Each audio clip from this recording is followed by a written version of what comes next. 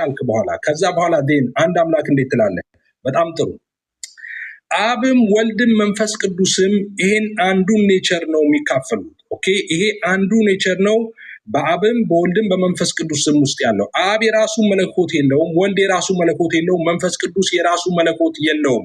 ያለው አንድ መለኮት ነው። መለኮት አይከፈልም። ይሄ አንዱ መለኮት አብም ወልድም መንፈስ ቅዱስም ሼር የሚያደርጉት ፉሊ ሼር የሚያደርጉት ይሄን አንዱ ኔቸር ነው። አብ የራሱ መለኮት ቢኖረው፣ ወልድ የራሱ መለኮት፣ መንፈስ ቅዱስ የራሱ መለኮት ቢኖረው ሶስት አማልክት ነው። ነገር ግን የለም፣ አብ ከወልድ የተለየ አምላክነት የለውም፣ ወልድ ከአብ የተለየ አምላክነት የለውም፣ መንፈስ ቅዱስ ከአብና ከወልድ የተለየ አምላክነት የለውም። አንድ አምላክ ነው ያለው የምንለው ለዚህ ነው።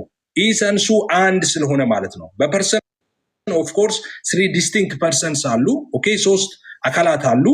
ነገር ግን አንድ መለኮት ነው ያለው። ይሄን አንዱን ኔቸር ነው በአብም በወልድም በመንፈስ ቅዱስም ውስጥ ያለው። ኦኬ ስለዚህ ከዛ የተነሳ ነው አብን አምላክ ወልድን አምላክ መንፈስ ቅዱስን አምላክ የምንለው። ይሄ አንዱ ኔቸርን ፉሊ ኦኬ በሶስቱም አካላት ውስጥ ስላለ ነው። 1 2 3 ብለው ይቆጥሩና አካላትን ቆጥረው 3 አምላክ አለ ይላሉ። ይሄ ፐርሰን ነው። ኢሰንስ አንድ ነው። ኦኬ አንዱ ኢሰንስ ነው በሶስቱም አካላት ውስጥ ያለው። ለምሳሌ በምድር ላይ ስንት አይነት ሰውነት አለ? የሰውነት ኢሰንስ ስንት ነው? ምድር ላይ ሰውነት ኢሰንስ አንድ ነው አይደለ? ሰዎች ሁሉ ሰዎች ናቸው እንጂ ዝንጀሮዎች አይደሉም። ሰዎች ናቸው። የሰውነትን ኢሰንስ የተካፈለ ሁሉ ሰው ነው እንጂ ሌላ አካል አይደለም። ኦኬ ሌላ ፍጡር አይደለም። ስለዚህ የሰውነት ኢሰንስ ስንት ነው? አንድ ነው። እዚህ ገስት ላይ ስንት ሰው አለ? አንድ የሰውነት ኢሰንስ አለ። አንድ ሰውነት ነው ያለው። 2 3 4 ሰውነት የለም። አንድ ሰውነት ግን ገስት ላይ ስንት ሰዎች አሉ? 4 ሰዎች አሉ። ኦኬ የሰውነት ኢሰንስ አንድ። ወይም ደግሞ ወንዶች ስለሆንም በሌላ ምሳሌ ልስጥ። ለምሳሌ በምድር ላይ ስንት አይነት አባትነት አለ? የአባትነት ኢሰንስ ስንት ነው? አንድ ነው። ልጅ የወለደ ወንድ በሙሉ ምን ተብሎ ይጠራል? አባት ተብሎ ይጠራል አይደለ? እናት አይባልም መቼስ። ወንድ ከሆነ ልጅ ከወለደ አባት ተብሎ ይጠራል። የአባትነት ኢሰንስ ስንት ነው? አንድ። ስንት አባቶች አሉ? በጣም በርካታ። በምድር ላይ ገስት ላይ ያለነው በምሳሌ ልጆች ቢኖሩ ሁላችንም አባትነት ኢሰንስ አንድ ነው። ግን አራታችንም አባት ተብለን የተጠራ ነው። ለምንድን ነው? አንዱን የአባትነት ኢሰንስ ስለተካፈልን ነው። ፉሊ ሼር ስለምናደርግ አባት ተብለን እንጠራለን። ኦኬ 4 አባት ተብለን ልንጠራ እንችላለን። ኢሰንሱስ ግን ስንት ነው? አንድ ነው። ኦኬ 2 3 የለም። አለበለዚያ እናት ነው የምትሆነው እንጂ አባት ልትሆን አትችልም። ኢሰንሱ የአባትነት አንድ ስለሆነ እዚህ ጋር ይሄ ኢሰንስ ኔቸር አንድ ነው። 2 3 4 መሆን አይችልም። 3 ስንል ስለ ፐርሰን እያወራን ነው። ስለ አካል ነው የምናወራው እንጂ ስለ መለኮት አይደለም የምናወራው። መለኮት አንድ ነው። ይሄ አንዱ መለኮት ነው በሶስቱ አካላት ያለው። ለዛ ነው አምላክ ብለን ግን አንድ አምላክ የምንለው። ይሄንን አንዱን መለኮት ነው ፉሊ ሼር የሚያደርጉት እንጂ የራሳቸው አንዳንድ መለኮት የላቸውም። ስለዚህ 3 አምላክ እናድርግ ቢባል ሊሆን አይችልም። ሰዎች ብለን እንጠራለን አይደል? ሰዎች 4 አባቶች አላልኩም? ገስት ላይ ያለ ነው 4 አባቶች ዴን ኦኬ አባትነት ስንት ነው? አንድ አባትነት ነው ያለው። ስለዚህ 3 ስንል ለምሳሌ አንድም 3ም የሚል መቀለጃ ነገር አለ። በነገራችን ላይ አንድ ነገር አንድም 3ም በአንድ ጊዜ ሊሆን አይችልም። የክርስትና አስተምሮ አንድም 3ም ሲባል ስላሴ አንድ ማለት በመለኮት ነው፣ 3 ማለት በአካል ነው እንጂ በአንድ ነገር አንድም ነው 3ም ነው እያልን አይደለም። እሱም መቀለጃ ብዙ ነገሮች ካለማወቅ የተነሳ ስለሆነ ነው። ሶስትነቱ በአካል ነው፣ አንድነቱ በመለኮት ነው። ስለዚህ አንድ ነገር 3ም አንድም ሊሆን አይችልም በአንድ ጊዜ። እንደዛ አይደለም የምንለው እኛ። 3 ስንል በአካል ማለታችን ነው፣ አንድ ስንል በመለኮት ማለታችን።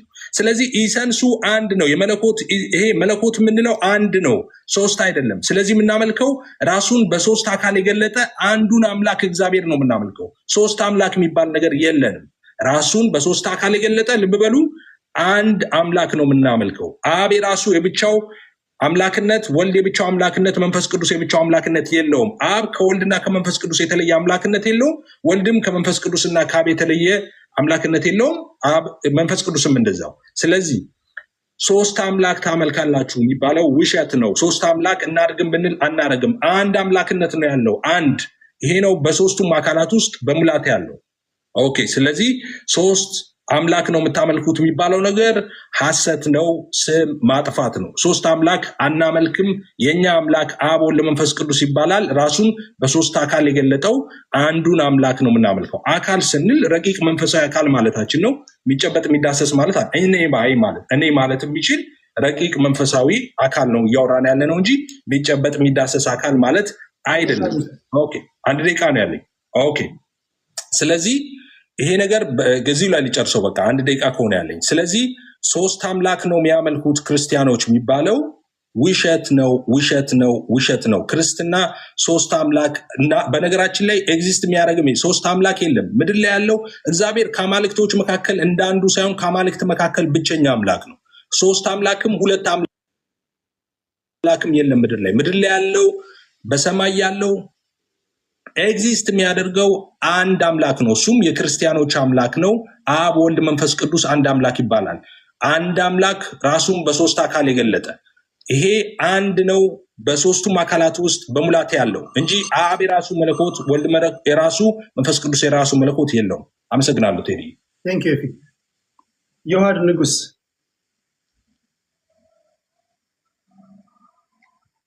ሰላም እንዴት አመሻችሁ?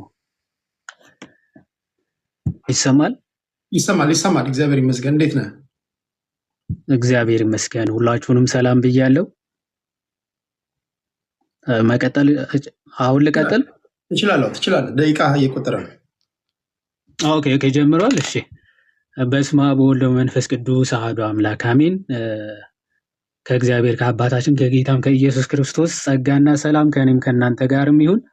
እንግዲህ ጥበብን እውቀት የሚገልጸው እግዚአብሔር ለሁላችን ማስተዋሉን ያድል እና ደግሞ በምናገረው ደግሞ የጠራውን መልእክት እግዚአብሔር አምላክ ወደ እናንተ እንዲያደርስ የእሱ መልካም ፈቃድ ይሁን።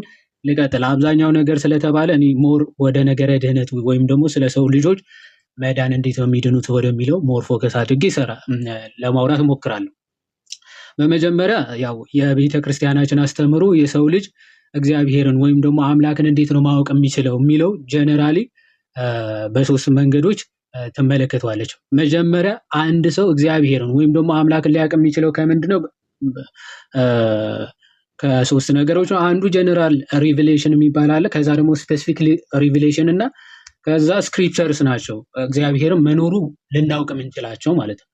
አስቀድሞ ከጀነራል ሪቪሌሽን ወይም ደግሞ የአምላክን መኖር ከጀነራል ሪቪሌሽን ማወቅ እንችላለን ወይም ደግሞ ከፍጥረቱ ማለት ነው። ሐዋርያ ቅዱስ ጳውሎስ ሮሜ መልእክቱ ምዕራፍ 1 ከቁጥር 24 ጀምሮ ሲናገር እግዚአብሔር ከጥንት ጀምሮ በፍጥረቱ ለፍጥረቱ ተገልጦ ይኖር ነበር ይላል። ስለዚህ እግዚአብሔር አምላክ አሎቱ ለፍጥረቱ በፍጥረቱ ገልጦ ከዘላለም አሳይቷል መኖሩን ማለት ነው። ስለዚህ ፍጥረት መኖሩ ራሱ የእግዚአብሔር መኖርን ይገልጽልናል ያሳየናል ማለት ነው። ለእግዚአብሔር አሎቱ ፍጥረት ራሱ ጀነራሊ አስገኝ እንዳለው እንረዳለን። ይህ አስገኝ ግን እንዴት ነው ልናውቀው የምንችለው? ኦኬ ያ አስገኝ እንዳለ ፍጥረት ራሱ ከነገረን ያ አስገኝ ግን ማን እንደሆነ በምንድነው ልናውቀው የምንችለው? ስፔሲፊክ ሪቪሌሽን እና ስክሪፕቸር ነው ማለት ነው። እግዚአብሔር አምላክ ራሱ በገለጠበት መንገድና ኦኬ መጻሕፍቶቹ ወይም ደግሞ ለነቢያቱ ባስተላለፉልን መንገድ እግዚአብሔርን እናውቀዋለን ማለት ነው። አስቀድሞ የነበረው የነቢያት ሁሉ አምላክ ራሱን በምን አይነት መንገድ ገለጠ ብለን ስንመለከት መጽሐፍ ቅዱስ ሲነግረን በመለኮት አንድ በአካል ደግሞ 3 ነው አለ። የት አለን? ቅድም ልደትሻ በሰፊው ስለሄደበት ዘፍጥረት ምዕራፍ 1 ከቁጥር 23 ከቁጥር 26 ጀምሮ እግዚአብሔርም አለ ሰውን በመልካችን እንደ ምሳሌያችን እንፍጠር ብሎ ከዘፍጥረት 1 ጀምሮ እግዚአብሔር በአካል 3 በመለኮት አንድ እንደሆነ ገለጸልን። ስለዚህ የአምላክን ነገር የተገለጸልህን አሜን ብለህ ትቀበላለህ እንጂ የአምላክን ሀልወት በመመራመር የምትደርስበት አይደለም። እንኳን የአምላክን መኖር ይቅርና የአንድ ግለሰብ ባህሪ እንኳን ተመራምሬ ልደርስበት አልችልም። ሰውን ራሱ አጥንተ ልደርስበት የሚችል አይደለም። ሰውን ተመራምረ የምትደርስበት ካልሆነ ታዲያ ሰውን የፈጠረው ጌታ ተመራምሬ እንዴት ልደርስበት ይችላለሁ? አይቻልም። ታዲያ እንዴት ነው ጌታችን ሲናገር ማቴዎስ ወንጌል ምዕራፍ 5 ላይ ልበ ንጹሖች ብፁዓን ናቸው አለ፣ እግዚአብሔርን ያዩታልና። ልብህን ንጹህ በማድረግ ኦኬ እና የቀናውን መንገድ በመከተል እግዚአብሔርን ወደ ማወቅ ደረጃ መድረስ ይቻላል። ስለዚህ እነ ቅዱስ ኤፍሬም ሶርያዊ የቤተ ክርስቲያናችን የእግዚአብሔርን መገለጥ አፖፋቲክ ቴዎሎጂ ይሉታል፣ ወይም ደግሞ ራስህን በትህትና በመግዛት አላውቅም በማለት ወደ እግዚአብሔር ማወቅ ደረጃ መድረስ ማለት ነው። ስለዚህ ክርስትና እንዲህ ያለ መገለጥ ነው ማለት ነው። ይህን ራሱን የገለጠው አምላክ በመለኮት አንድ በአካል 3 የሆነው አምላክ በዘመኑ ፍጻሜ በስጋ ተገልጦ ደግሞ የሰው ልጆችን ለማዳን ሰው እንደሆነ እናምናለን። ይህን ሰው የሆነበት ሚስጢር ደግሞ ለምንድን ነው የሚለው በጣም መሰረታዊ ጉዳይ ነገረ ድህነት ያስብለዋል። አያችሁ፣ ጌታችን የፍቅር አምላክ ነው። ፍጥረታቱን እንዲሁም የሚተዋቸው ጌታ አይደለም። አስቀድሞ የሰው ልጆችን ፈጠረ እና ደግሞ የዘላለም ክብሩን እንዲወርሱ ነፃ ፈቃድ ከነፃ ፈቃድ ጋር ፈጥሮ ሰጣቸው። ግን ይህን ነፃ ፈቃዳቸው ተጠቅመው የሰው ልጆች የእግዚአብሔርን ዙፋን የእግዚአብሔርን ክብር ተመኙ። ስለዚህ ይህንን ምኞታቸው ወዴት ጣላቸው? የእግዚአብሔርን ክብር ማግኘት ይቅርና ከሰውነት ተራ ወጥቶ የዲያብሎስ ባሪያ ሆኑ። እግዚአብሔር አምላክ የፈረደው ፍርድ ስለሆነ ይህን ፍርድ ሊያስወግድ የሚችል ከቶ አንድም ፍጡር አልተገኘም፣ አልነበረም። ስለዚህ አምላክ ፍቅሩን፣ ቸርነቱ፣ እውነተኛ ዳኝነቱን ሊገልጽ አምላክ ሰው ሆነ። ይሄ በጣም የሚደንቅ ነገር ነው። አምላክ ለፍጥረቱ ያለውን ፍቅር ሊያሳይ የፍጥረቱን ስጋ ያዘ። ይሄ ለዛ ነው አምላካችን የፍቅር አምላክ ነው ብለን ስንናገር በወሬ ወይም ደግሞ እንዲሁ ያላደረገውን ያለ ስሙ ያለ ባህሪው እየሰጠ ነው አይደለም። አምላካችን የምርም ፍቅሩን በተግባር አሳይቶናል ማለት ነው። የወደቀውን ፍጥረቱን የእሱን ስጋን ያዘና ሊያነሳው ወደደ ማለት ነው። እና ዳኝነቱ ምክንያቱ ፍርድ ፈርዶበት ነበረ፣ ፍርዱም አላስቀረበትም። የፍቅር አምላክ ነው፣ ፍቅሩም አላጎደለም ማለት ነው። ስለዚህ እውነተኛ ዳኝነቱ ከፍቅሩ አስማምቶ ሊያድነው የሰው ልጅ ሰው ሆነ። ሰው ከሆነ በኋላ የሰው ልጅ እንዴት ታዲያ ይዳን? ፍቅሩን በዚህ አይነት መንገድ ለሰው ልጆች ካሳየ ይህ ጌታ ለሰው ልጆች ያደረገውን ፍቅሩ ግን በምን ገንዘብ ያደርጉታል? ሰዎች እንዴት ሊያገኙት ይችላሉ? የሚለውን ሐዋርያ ቅዱስ ጳውሎስ የተናገረውን ተናግሬ ሰዓት ካለኝ እቀጥላለሁ፣ ከሌለኝ ግን ጨርሳለሁ። አንደኛ ቆሮንቶስ መልእክቱ ምዕራፍ 10 ሐዋርያ ቅዱስ ጳውሎስ የነገረ ድህነት የክርስትና የነገረ ድህነትን ትምህርት በብሉይ ኪዳን በምሳሌ እግዚአብሔር አምላክ ለሰው ልጆች ገልጾታል ብሎ ሐዋርያ ቅዱስ ጳውሎስ ይገልጻል። ምን በማለት እንዲህ ይላል? ወንድሞች ሆይ ይህን ታውቁ ዘንድ እወዳለሁ። አባቶቻችሁን ሁሉ ከደመና በታች ነበሩ፣ ሁሉም በባህር መካከል ተሻገሩ፣ ሁሉም ሙሴን ይተባበሩ ዘንድ በደመናና በባህር ተጠመቁ፣ ሁሉም ያን መንፈሳዊ መብል ጠጡ፣ ሁሉ ያን መንፈሳዊ መጠጥ ጠጡ። ይከተላቸው የነበረው ከመንፈሳዊ አለት ጠጥተዋልና ያም አለት ክርስቶስ ነበረ። እግዚአብሔር ግን ከእነርሱ በሚበዙት ደስ አላለውምና በምድረ በዳ ወድቀዋል ይላል። አሁን የነገረ ድህነት ትምህርት አስቀድሞ ያለ ስራ በጸጋ የሚገኝ መዳን ተብሎ ይነገራል። ወይም ደግሞ ድነናል ብለን እንጀምራለን። ከዛ በኋላ መዳናችንን እንፈጽማለን። በመጨረሻ ደግሞ እንድናለን ብለን ድህነት በሶስት ከፍለን እንመለከተዋለን። የመጀመሪያው ድነናል የምንለው የሰው ልጆች መስራት ያልቻሉትን ክርስቶስ የሰራውን ስራ አምኖ ምስጢራትን በመቀበል የምናገኘው መዳን ነው። በደንብ አስተውሉ። የመጀመሪያው መዳን የሰው ልጆች ሰርተው አያገኙትም። ምክንያቱ አስቀድመው ከጸጋ እግዚአብሔር ተለይተው ወድቀው ልጅነትን አጥተው ስለነበረ ያንን ክርስቶስ መጣና ደም ከፈለ፣ ዋጋ ከፈለ፣ ወደ እግዚአብሔር ልጅነት ሊመልሳቸው ክርስቶስ ዋጋ ከፈለ። ያንን ዋጋ የከፈለውን በምን እናገኘዋለን? አምኖ ጥምቀትን አምኖ ምስጢራትን በመቀበል አምኖ ተጠምቆ ማለት። ስለዚህ ልጅነትን ያገኛል። ይሄ ድነናል ብለን ያለ ስራ ኤፌሶን ምዕራፍ 2 ቁጥር 8 ሐዋርያ ቅዱስ ጳውሎስ ሲናገር ጸጋ በእምነት አድኗቸዋል ከእናንተ አይደለም ከስራ አይደለም ይላል። ይህንን መዳን በሰው ልጆች ስራ በፍጥረታት ስራ ሊመጣ የሚችል አይደለም። ስለዚህ ልጅነቱን በእንደዚህ አይነት ምስጢራት እናገኘዋለን። ይህንን ልጅነት ያገኘ ሰው ግን ዝቅ ብሎ ኤፌሶን ምዕራፍ 2 ከቁጥር 10 ላይ ምን ብሎ ይናገራል? ፍጥረቱ ነንና እንመላለስበት ዘንድ ክርስቶስ ኢየሱስ መልካሙን ስራ ለመስራት በክርስቶስ ኢየሱስ ተፈጠረን ይላል። አዲስ ፍጥረት የሆነው ግን ምን ለማድረግ ነው ይላል ሐዋርያ ቅዱስ ጳውሎስ? መልካሙን ስራ ለመስራት በክርስቶስ ኢየሱስ ተፈጠረን ይላል። ልጅነት ማግኘት ማለት አዲስ ፍጥረት መሆን ማለት ነው። ስለዚህ አዲስ ፍጥረት የሆንከው ደግሞ መልካም ስራ እየሰራ ክርስቶስን ወደ መምሰል ህይወት ማደግ ነው። ይሄ ደግሞ ድህነታችንን እንፈጽማለን ወይም ደግሞ እንድናለን ብለን እንናገራለን። ሐዋርያ ቅዱስ ጳውሎስ በፊልጵስዩስ መልእክቱ ምዕራፍ 2 ከቁጥር 12 እያንዳንዳችሁ በመፍራትና በመንቀጥቀጥ የየራሳችሁን መዳን ፈጽሙ ይላል። በመፍራትና በመንቀጥቀጥ የየራሳችሁን መዳን ፈጽሙ ይላል። ስለዚህ መዳን አግኝተ የምጥለው ወይም ደግሞ አንድ አግኝተ የማታጣው አይደለም። በየዕለቱ ክርስቶስን ወደ መምሰል ህይወት የምታድግበት ነው መዳን ማለት። ይህንን ጠብቀ እስከ መጨረሻው ከጠበቅ ደግሞ ጌታችን ራሱ ምን አለ? ማቴዎስ ወንጌል ምዕራፍ 24 ላይ እስከ መጨረሻ የሚጸና እርሱ ይድናል አለ ጌታ። ስለዚህ ክርስቶስ ያስተማረውን ህይወት ክርስቶስን የሚመስል ህይወት እየመሰልክ ስትሄድ ደግሞ መጨረሻ የሚጠብቅህ አለ።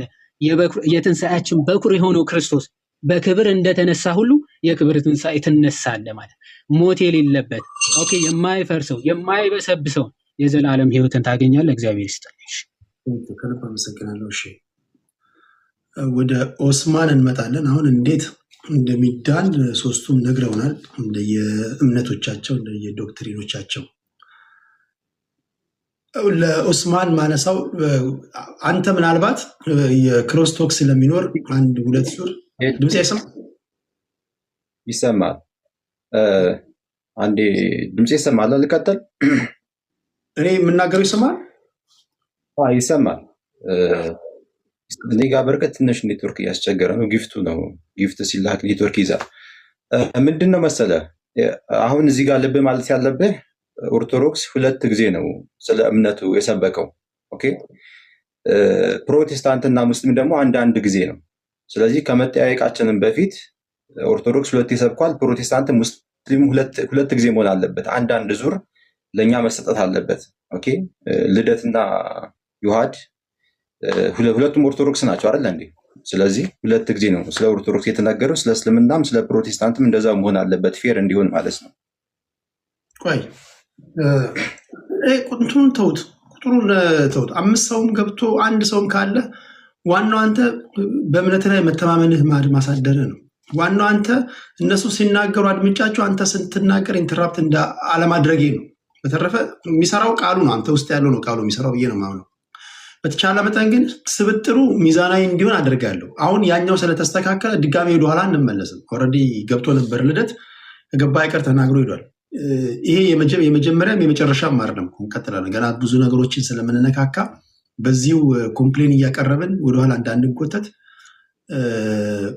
እሱ መስተካከያ ቢሰጥበት። ኦልሬዲ ተናግሯል። ሰዎች ያደምጡትን አድምጠዋል። በዛ ወድ ብንረዳው። ሌላ ምትለዋለህ? አይ ችግር የለም ማለት እንግዲህ አሁን ደቂቃ ሲሰጥ በሰፊው ደቂቃ ሲሰጥ ሰው ስለራሱ ሃይማኖት በሰፊው ለመግለጽ ይመቸዋል። ገባ እንትን እንዲሆን ችግር የለም። እንዲሁም መቀጠል እንችላለን። ኖርማል ነው።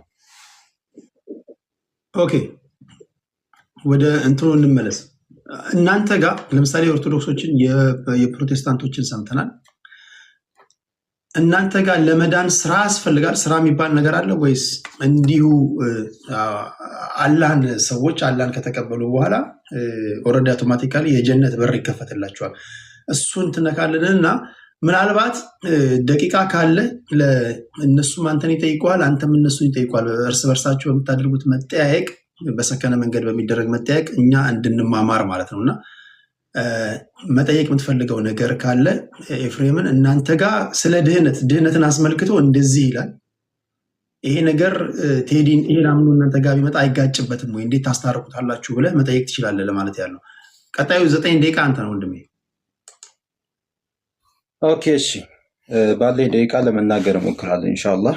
ቢስሚላህ ወልሐምዱሊላህ ወሰላቱ ወሰላም ዐላ ረሱሊላህ ረቢ ሽረሕ ሊ ሰድሪ ወየስር ሊ አምሪ ወሕሉል ዑቅደተን ሚን ሊሳኒ ፈኢነ ኸይረል ሐዲስ ኪታቡላህ ወኸይረል ሀዲ ሀዲዩ ሙሐመድን ሰለላሁ ዐለይሂ ወሰለም። ኔትወርክ ችግር ካለ አሳውቁኝ፣ ቪዲዮን አጠፋዋለሁ። ያው ለመረጃም እንዲመቸኝ ነው ቪዲዮን አሁን ላይ ያበራሁት። ምንድን ነው እዚህ ጋር ወገኖቻችን ያነሱት ሐሳብ አለ፣ ስለ ክርስትና ያነሱት ሐሳብ አለ። እንደ አጠቃላይ ቁርአን ስለ ሁሉም ነገር ይናገራል። ባይደው ለምን? ቁርአን የፈጣሪያችን ቃል ስለሆነ፣ ሁሉም ነገር ደግሞ የፈጣሪያችን ፍጥረት ስለሆነ አላህ ስለ ሁሉም ፍጥረታቱ ይናገራል። ቁርአን ስለ ሁሉም ነገር ነው የሚናገረው። አሁን እዚህ ጋር ኤፍሬም ያነሳው ፖይንት አለ፣ ስለ ስላሴ ማለት ነው። አላህ ቁርአን ላይ ምንድነው የተናገረው? ለቀድ ከፈረ الذين قالوا ان الله ثالث ثلاثه። ፈጣሪ ትሪኒቲ የሚለውን ሐሳብ ስላሴ የሚለውን ሐሳብ ማለት ነው አንድም ሶስትም ነው የሚለውን ሐሳብ ኦኬ የፈጣሪ ባህሪን ያሉ ሰዎች በእርግጥም ካዱ ነው ያለው። ይሄንን የተናገረው ሰው አይደለም ወይ ደግሞ ነብይ አይደለም ወይ ደግሞ መላእክት አይደለም፣ ፈጣሪያችን አላህ Subhanahu Wa Ta'ala ነው። በእርግጥም ካዱ ከፈሩ ብሎ ዘግቶታል ባራነት። ኦኬ መጽሐፋቸው የሚል አይደለም ያለው፣ መጽሐፋቸው እንዲህ የሚል ሰዎች አይደለም፣ ንግግራቸውን ነው ያለው። ኦኬ አሁን ዮሐድም ኤፍሬምም ያስቀመጡት ሀሳብ አለ። ምንድነው?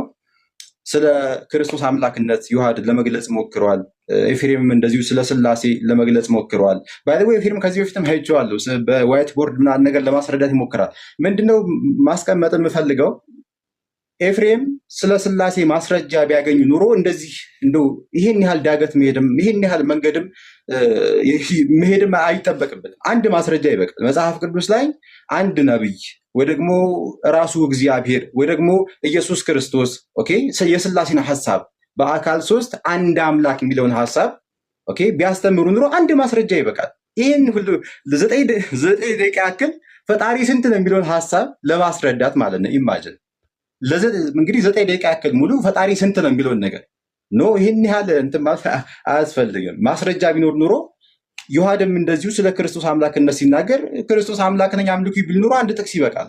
እናም ወደ ሌላ ሐሳብ ይሄድ ነበር፣ በሌላ ፖይንት ላይ ያወራ ነበር። አሁን ፈጣሪያችን አላህ ቁርአን ላይ ሲናገር በሱረቱል ኢኽላስ ምዕራፍ 112 ላይ ቁል ሁወላሁ አሐድ ብሎ ይናገራል። እሱ አላህ አንድ ነው፣ አለቀ። እዚህ ገብቶ ህይወት አንድ ነው፣ በቃ የሚዋጥልን ይሄ ነው። መለኮት አንድ ነው። ስላሴ ላይ ከመጣን አማልክት ወደሚለው ነው የምንሄደው። አብ አለ፣ ወልድ አለ፣ መንፈስ ቅዱስ አለ። ኦኬ አብ ራሱን የቻለ አምላክ ነው፣ ወልድ ራሱን የቻለ አምላክ ነው፣ መንፈስ ቅዱስ ራሱን የቻለ አምላክ ነው። ቅድም ኤፍሬም ምን አለ? አማልክት ማለት አይቻልም፣ አንድ አምላክ ነው። እንዴት ሊሆን ይችላል? አሁን ኤፍሬም እያለ ያለው ምንድነው? 3 ብርቱካን ይዞ ነው እኔ አንድ ብርቱካን ነው ያስኩት እያለ ነው ባጭሩ ማለት ነው። ኦኬ እንደዚህ 3 ብርቱካን ለህዝቡ እያሳየ እናንተ ሙስሊሞች 3 ብርቱካን አትበሉ፣ እኔ ያስኩት አንድ ብርቱካን፣ ይሄ ነው በቃ ባጭሩ። ኦኬ ስለ ይሄ ነው። ሌላው ደግሞ ምንድነው? አሁን ቅድም እንዳልኩት አንድ መጽሐፍ ቅዱስ ላይ አንድም ነብይ እግዚአብሔር መሆን አላስተማረም። ስለ ስላሴ በአካል 3 አንድ አምላክ ራሱ ኢየሱስ ክርስቶስ ለራሱ ይህን ትምህርት አልሰጠም። እንደውም እንኳን መለኮት ነኝ ሊል ይቅርና ከስላሴዎቹ አንድ ነኝ ብሎ እንኳን ሊያስተምር ይቅርና ቸር መምህር ወይ እንኳን ሲሉ ስለምን ቸር ትለኛለህ? ከአንዱ አምላክ በስተቀር ቸር የለም ይላል። አምላክ የተባለው የስላሴ አካል የተባለው ኢየሱስ ክርስቶስ አይደለም አምላክ ሊባል ይቅርና ቸር መምህር ወይ እንኳን እያሉ ሲጠሩት ስለምን ቸር ትለኛለህ? ከአንዱ አምላክ በቀር ቸር የለም እያለ ይመልሳል። ኦኬ አምላክ የተባለው ኢየሱስ እንኳን ማለት ነው። ስለዚህ ቁርአንም ይህንን ያስቀመጠው ለቀድ ከፈረ الذين قالوا ان الله ثالث ثلاثه ان الله هو المسيح ابن مريم። ሁለቱም በተከታታይ ሱረቱል ማኢዳ ምዕራፍ 5 ላይ ማለት ነው። መጀመሪያ ላይ ምን አለ? ስላሴ ትሪኒቲ አንድም ሶስትም ነው መለኮት ያሉ ሰዎች በእርግጥም ካዱ አለ። ትክክል፣ ማስረጃ የለው። እንደው መጽሐፋቸው መለኮታዊ ቃል እንኳን ይሁን እንኳን ቢባል መጽሐፍ ቅዱስ ያልተበረዘ ትክክለኛ ቅዱስ መጽሐፍ ነው ብንል እንኳን ስላሴን ፕሩቭ የሚያደርግ አይደለም መጽሐፉ ብንል እንኳን ማለት ነው። ግን ወደ መጽሐፉን ከመጣን ጸሐፊው ማን ነው ብንል አይታወቅም። ኦኬ ብዙ መሰረታዊ ችግሮች እናገኛለን። ስለዚህ ይሄ ነው። በመቀጠልም ሁወል መሲህ ኢብኑ መርየም የመርየም ልጅ ዒሳ ወይ ደግሞ ኢየሱስ አምላክ ነው ፈጣሪ ያሉ ሰዎች በእርግጥም ካዱ እያለ የክርስትናን ሐሳብ ቁርአን ትክክል እንዳልሆነ ይገልጻል ማለት ነው። ቅድም እንደነገርኩ ቁርአን መለኮታዊ ቃል ነው። ስለ ሁሉም ነገር ይናገራል የፈጣሪ ቃል ስለሆነ ማለት ነው። ኦኬ አሁን ላይ በመካከላችን ላይ ስለምንከራከረው ነገር ሁሉ ፈጣሪያችን አላህ ይሄ እንዲህ ነው ብሎ ያስቀምጥልናል ማለት ነው፣ ግልጽ የሆነውን መንገድ። ስለዚህ ይሄ ነው። ስለ እስልምና ካነሳን ቅድም የጀመርኩት ፖይንት ላይ ማለት ነው፣ በአጠቃላይ ነብያቶች ሙስሊሞች ናቸው።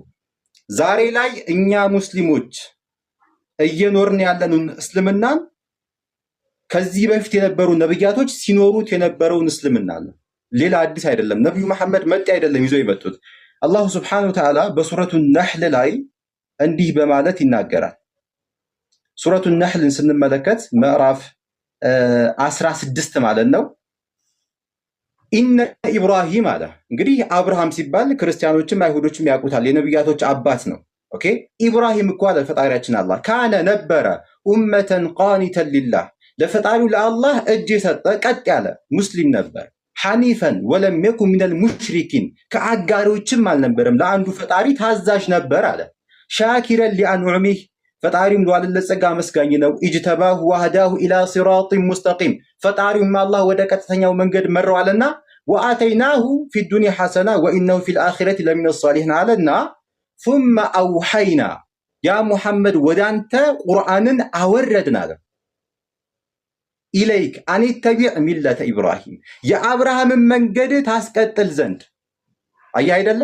ቁርአን የወረደበት ምንድነው? አዲስ መጤ የሆነ ሃይማኖት ልትመሰረት ምናምን ነገር አይደለም። የአብርሃምን መንገድ ታስቀጥል ዘንድ ወደ አንተ ቁርአንን አወረድን። የአብርሃም መንገድ ምንድን ነበር? መለኮት በአካል ሶስት አንድ አምላክ የሚል ነው አይደለም። ስላሴ የሚባል አስተምሮ አያውቅም። መጽሐፍ ቅዱስ ላይ እስኪ ካለ አምጡልኝ። የትኛውም ነቢይ ስለ ስላሴ አልሰበከም። የትኛውም ነቢይ ኢየሱስ ክርስቶስ ስለ ስላሴ አላስተማረም። ስለዚህ ኢብራሂም የስላሴ እምነት ተከታይ ሳይሆን ስላሴን የሚቀበል አይደለም። ስላሴ የሚቀበል ከሆነ ክርስቲያን ነው ማለት ነው። ግን በጭራሽ የስላሴ ሀሳብ ለራ አላስተማርም መጽሐፍ ቅዱስ ላይ እንኳን ብንመለከት። ስለዚህ አንዱን አምላክ የማምለክ ስራ ነበር ኢብራሂም የሚሰራው፣ የሚሰብከውም ወደዛ ነው። ያንን መንገድ ታስቀጥል ዘንድ እያለ ኢስላም ደግሞ ስንል ምንድነው? አልኢስቲስላሙ ሊላሂ ተዓላ ቢተውሂድ። አየህ፣ የኢብራሂም መንገድ ኢስላም ነው። ኢስላም ማለት ሁለት እጅን ለአንድ ፈጣሪ መስጠት። በቃ የቃሉ ትርጉም ይሄ ነው። ኢስላም አስለመ ማለት እጅ ሰጠ ማለት ነው። ኦኬ። ስለዚህ እጅ መስጠት፣ ለአንድ ፈጣሪ እጅ መስጠት ማለት የኢብራሂም መንገድ ነው። አሁን እንደነገረን አምላኩን አላህን እሺ የሚል የሚታዘዝ ነበር እያለ አሁን ያነበብነው አንቀጽ ላይ ይናገራል። ስለዚህ ይህንን መንገድ ያስቀጥል ዘንድ ቁርአን እናወረድን እያለ ይናገራል። ስለዚህ አሁን ደቂቃ እያለቀ ነው መሰለኝ። ስለ እስልምና ከተባለ ያው ቅድምም ስለ አርካኑል ኢስላም ዘርዝረናል፣ ስለ መሰረታዊ ትምህርቶች ማለት ነው። 1 ደቂቃ ነው ያለኝ። እንደ ጥያቄ ማቀርበው ምንድነው በስተመጨረሻ ኤፍሬም ባለ ጊዜ ስለ ስላሴ መጽሐፍ ቅዱስ ላይ ከፍተህ መጀመሪያ ከእግዚአብሔር እንጀምር። እግዚአብሔር ከብሉይ ኪዳን ጀምሮ ስለ ስላሴ በአካል ሶስት አንድ አምላክ የሚለውን አስተምሮ ቅድም ያስተማርከውን ማለት ነው። አእምሮም ባይቀበለው ማለት ነው። ለምን 3 ብርቱካን 1 ብርቱካን ነው የሚለውን አእምሮ አይቀበለው። ስለዚህ እንደው እንዲህም እንዳለ ሆኖ ማለት ነው በአካል ሶስት አንድ አምላክ የሚለውን አስተምሮ እግዚአብሔር ካስተማረ አምጣልኝ። እግዚአብሔር ካላስተማረ ወደ ነብያቶች እንምጣ። እነ ሙሴ እነ ዳዊት ኦኬ ካስተማሩ አምጣልኝ። ጥያቄ ነው። ኦኬ። እንዲሁም ለዮሐር ደግሞ ምለው ምንድነው ኢየሱስ ክርስቶስ አምላክ ስለመሆኑ ቅድም ፕሩቭ ለማድረግ ሞክሯል።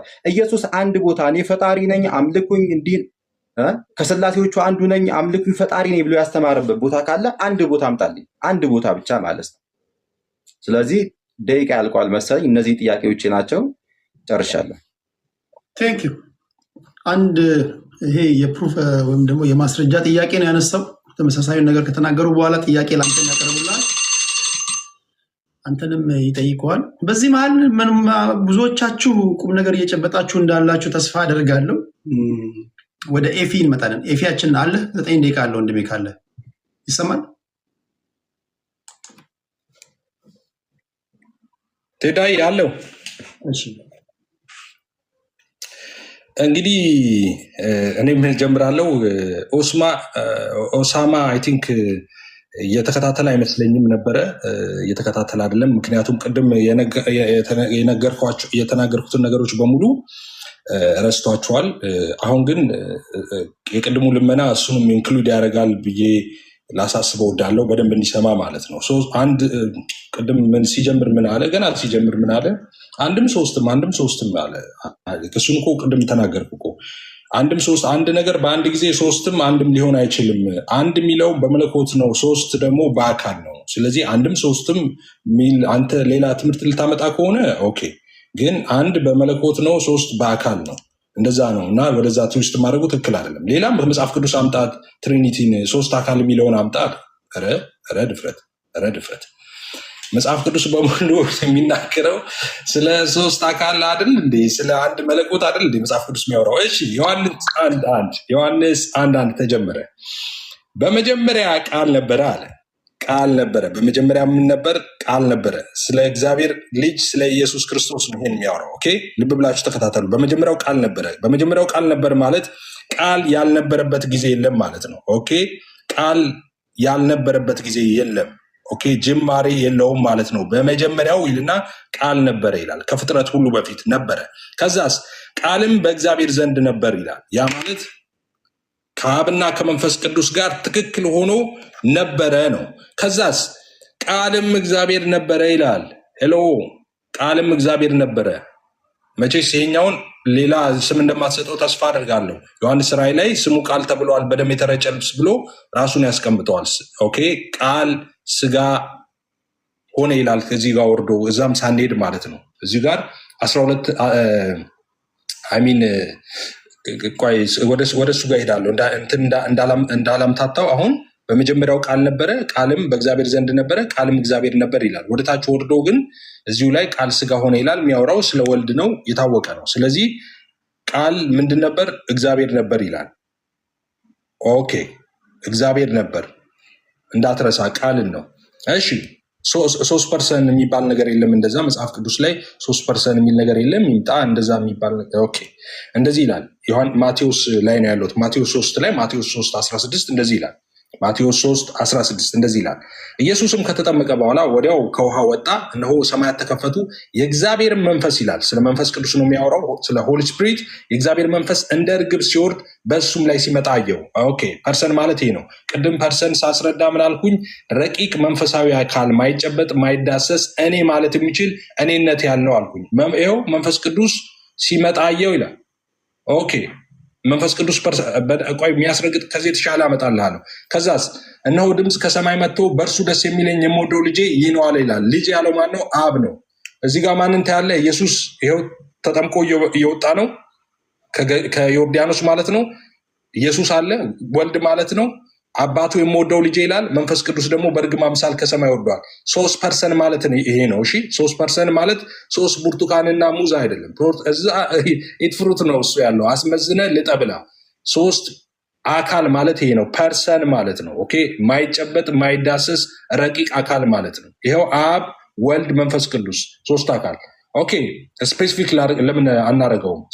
ስለ መንፈስ ቅዱስ እንደዚህ ይላል ኢየሱስ ራሱ ዮሐንስ 16 ላይ እንደዚህ ያለ ኢየሱስ እኔ ግን እውነት እነግራቸዋለሁ እኔ እንዴት ይሻላቸዋል አለና እኔ ባልሄድ አጽናኙ ወደ እናንተ አይመጣምና አለና እኔ ብሄድ ግን እርሱን እልክላቸዋለሁ። አየህ እኔ ብሄድ በሌላ ስፍራ ላይ ሌላ አጽናኝ ይላል። እዚህ ጋር እኔ ሄድና እልክላቸዋለሁ ይላል። ማንን? መንፈስ ቅዱስን።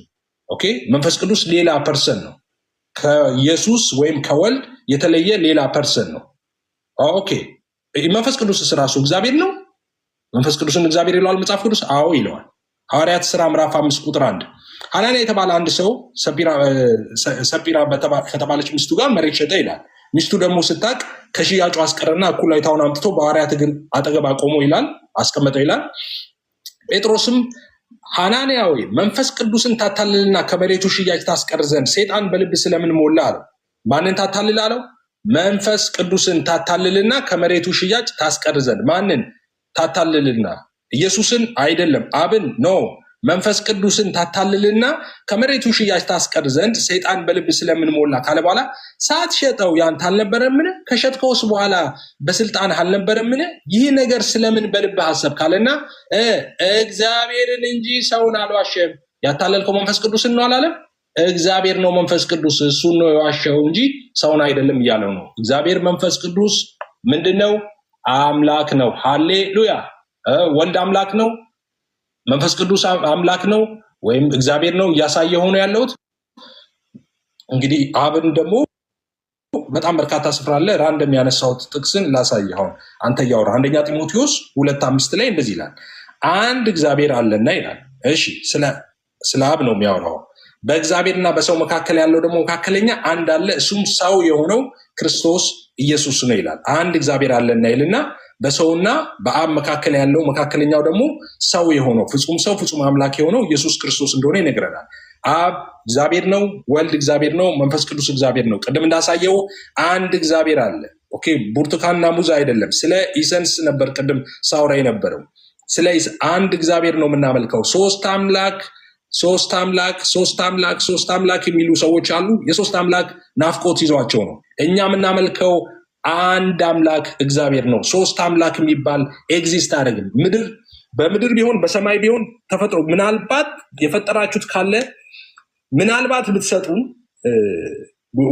ተመራምረን ወደፊት መማሪያ ማስተማሪያ ልናደርገው እንችላለን። እናንተ የፈጠራችሁት ካለ እኛ ሶስት አምላክ አምልከን አናውቅም፣ ልናመልክም አንችልም። የምናመልከው ስንት አምላክ ነው? አንድ አምላክ አብ፣ ወልድ፣ መንፈስ ቅዱስ አንድ አምላክ ነው። ኔቸር አንድ ነው። ይሄ መለኮት በሶስቱም ውስጥ ያለው አንዱ ይሄ መለኮት ነው።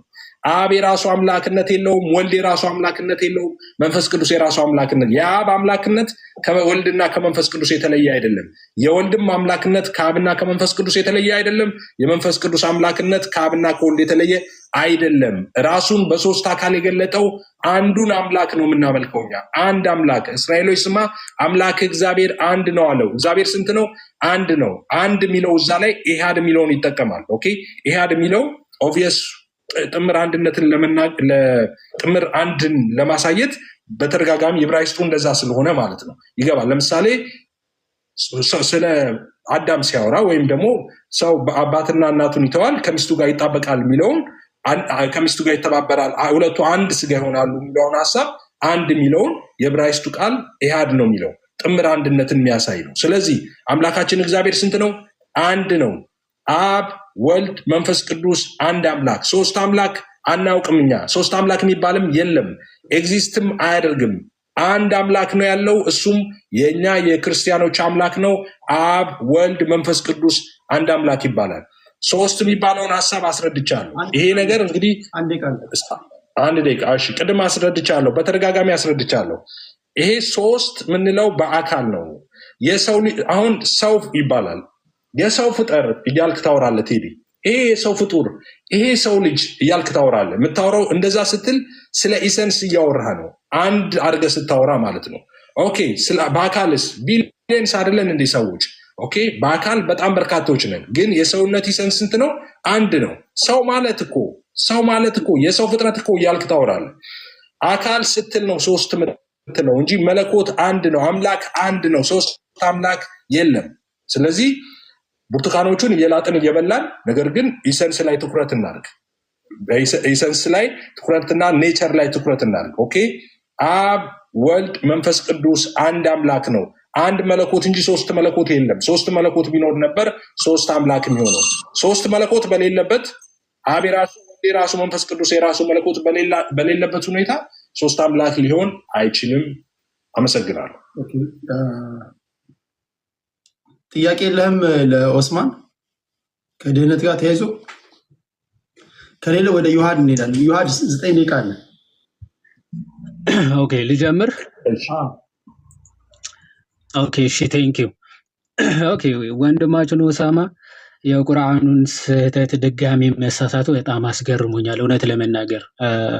ሱራ 471 ላይ ያለውን ሐሳብ አንስቶ አላህ የተሳሳተውን ይሄ ስላሴ ጽንሰ ሐሳብ ደግሞ እዚህ ጋር ሲያነሳ በጣም አፍሬያለሁ እውነት ለመናገር። ብዙዎቹ ይሄንን ቢያንስ ፊክስ ለማድረግ ስለሚሞክሩ ማለት ነው። ይሄ ስል በማስረጃ ነው። በነገራችን ላይ አሁን አላህ ሱረቱል ኒሳ ምዕራፍ 471 ላይ የሶስት ሶስተኛ ነው ይላሉ አለና የሶስት ሶስተኛ የተባሉት ወይም ደግሞ እንደዛ የሚል አስተምረው የለም። ይሄ ራሱ የቻለ ስህተት ሆኖ ሳለ የሶስት ሶስተኛ የሚሉት ግን እነማንን ነው የሚለውን ሐሳብ ሙፈሲሮቻቸው ሲያብራሩ አሁን ተፍሲር ኢብን አባስ ላይ የሶስት ሶስተኛ የተባሉት ይላል there are three gods አሉና God son father and wife ይላል።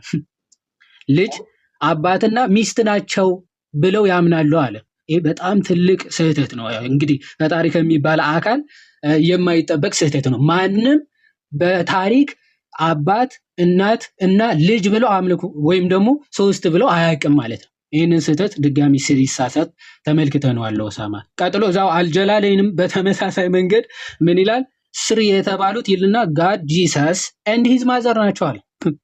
እናቱ ማርያም እና ኢየሱስ ክርስቶስና አብ ናቸው ሶስት የተባሉት አለ። ስለ መንፈስ ቅዱስ ምንም ኖሃው የለውም።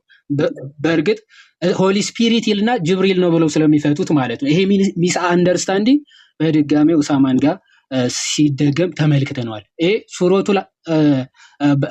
ሱረቱል ማይዳ ወይም ደግሞ ሱራ 5 72 76 116 ላይ በተደጋጋሚ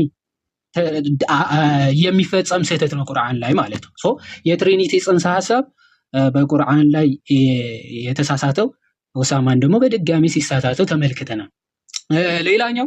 ሌላኛው ስህተት በጣም የሚገርመው ማለት ነው በታሪክም የማይገኝ ጭራሽ የማይገኝ ታሪካዊ ስህተት ሱራ 9:30 ላይ የሚገኝ ነው። አይሁዶች ዑዘይር የአላህ ልጅ ነው ብለው ያመልካሉ ይላል ቁርአን። ይህ በጣም ትልቅ ስህተት ነው። በታሪክ አንድም አይሁዳዊ ዑዘይር የሚባል የአላህ ልጅ አለ እሱን እናመልካለን ብለው አያውቁም በጭራሽ ማለት ነው። ይህንን ስህተት ቁርአን ላይ አቅፈን ይዘን ቁርአን የፈጣሪ ቃል ነው ለማለት በጣም ይከብዳል።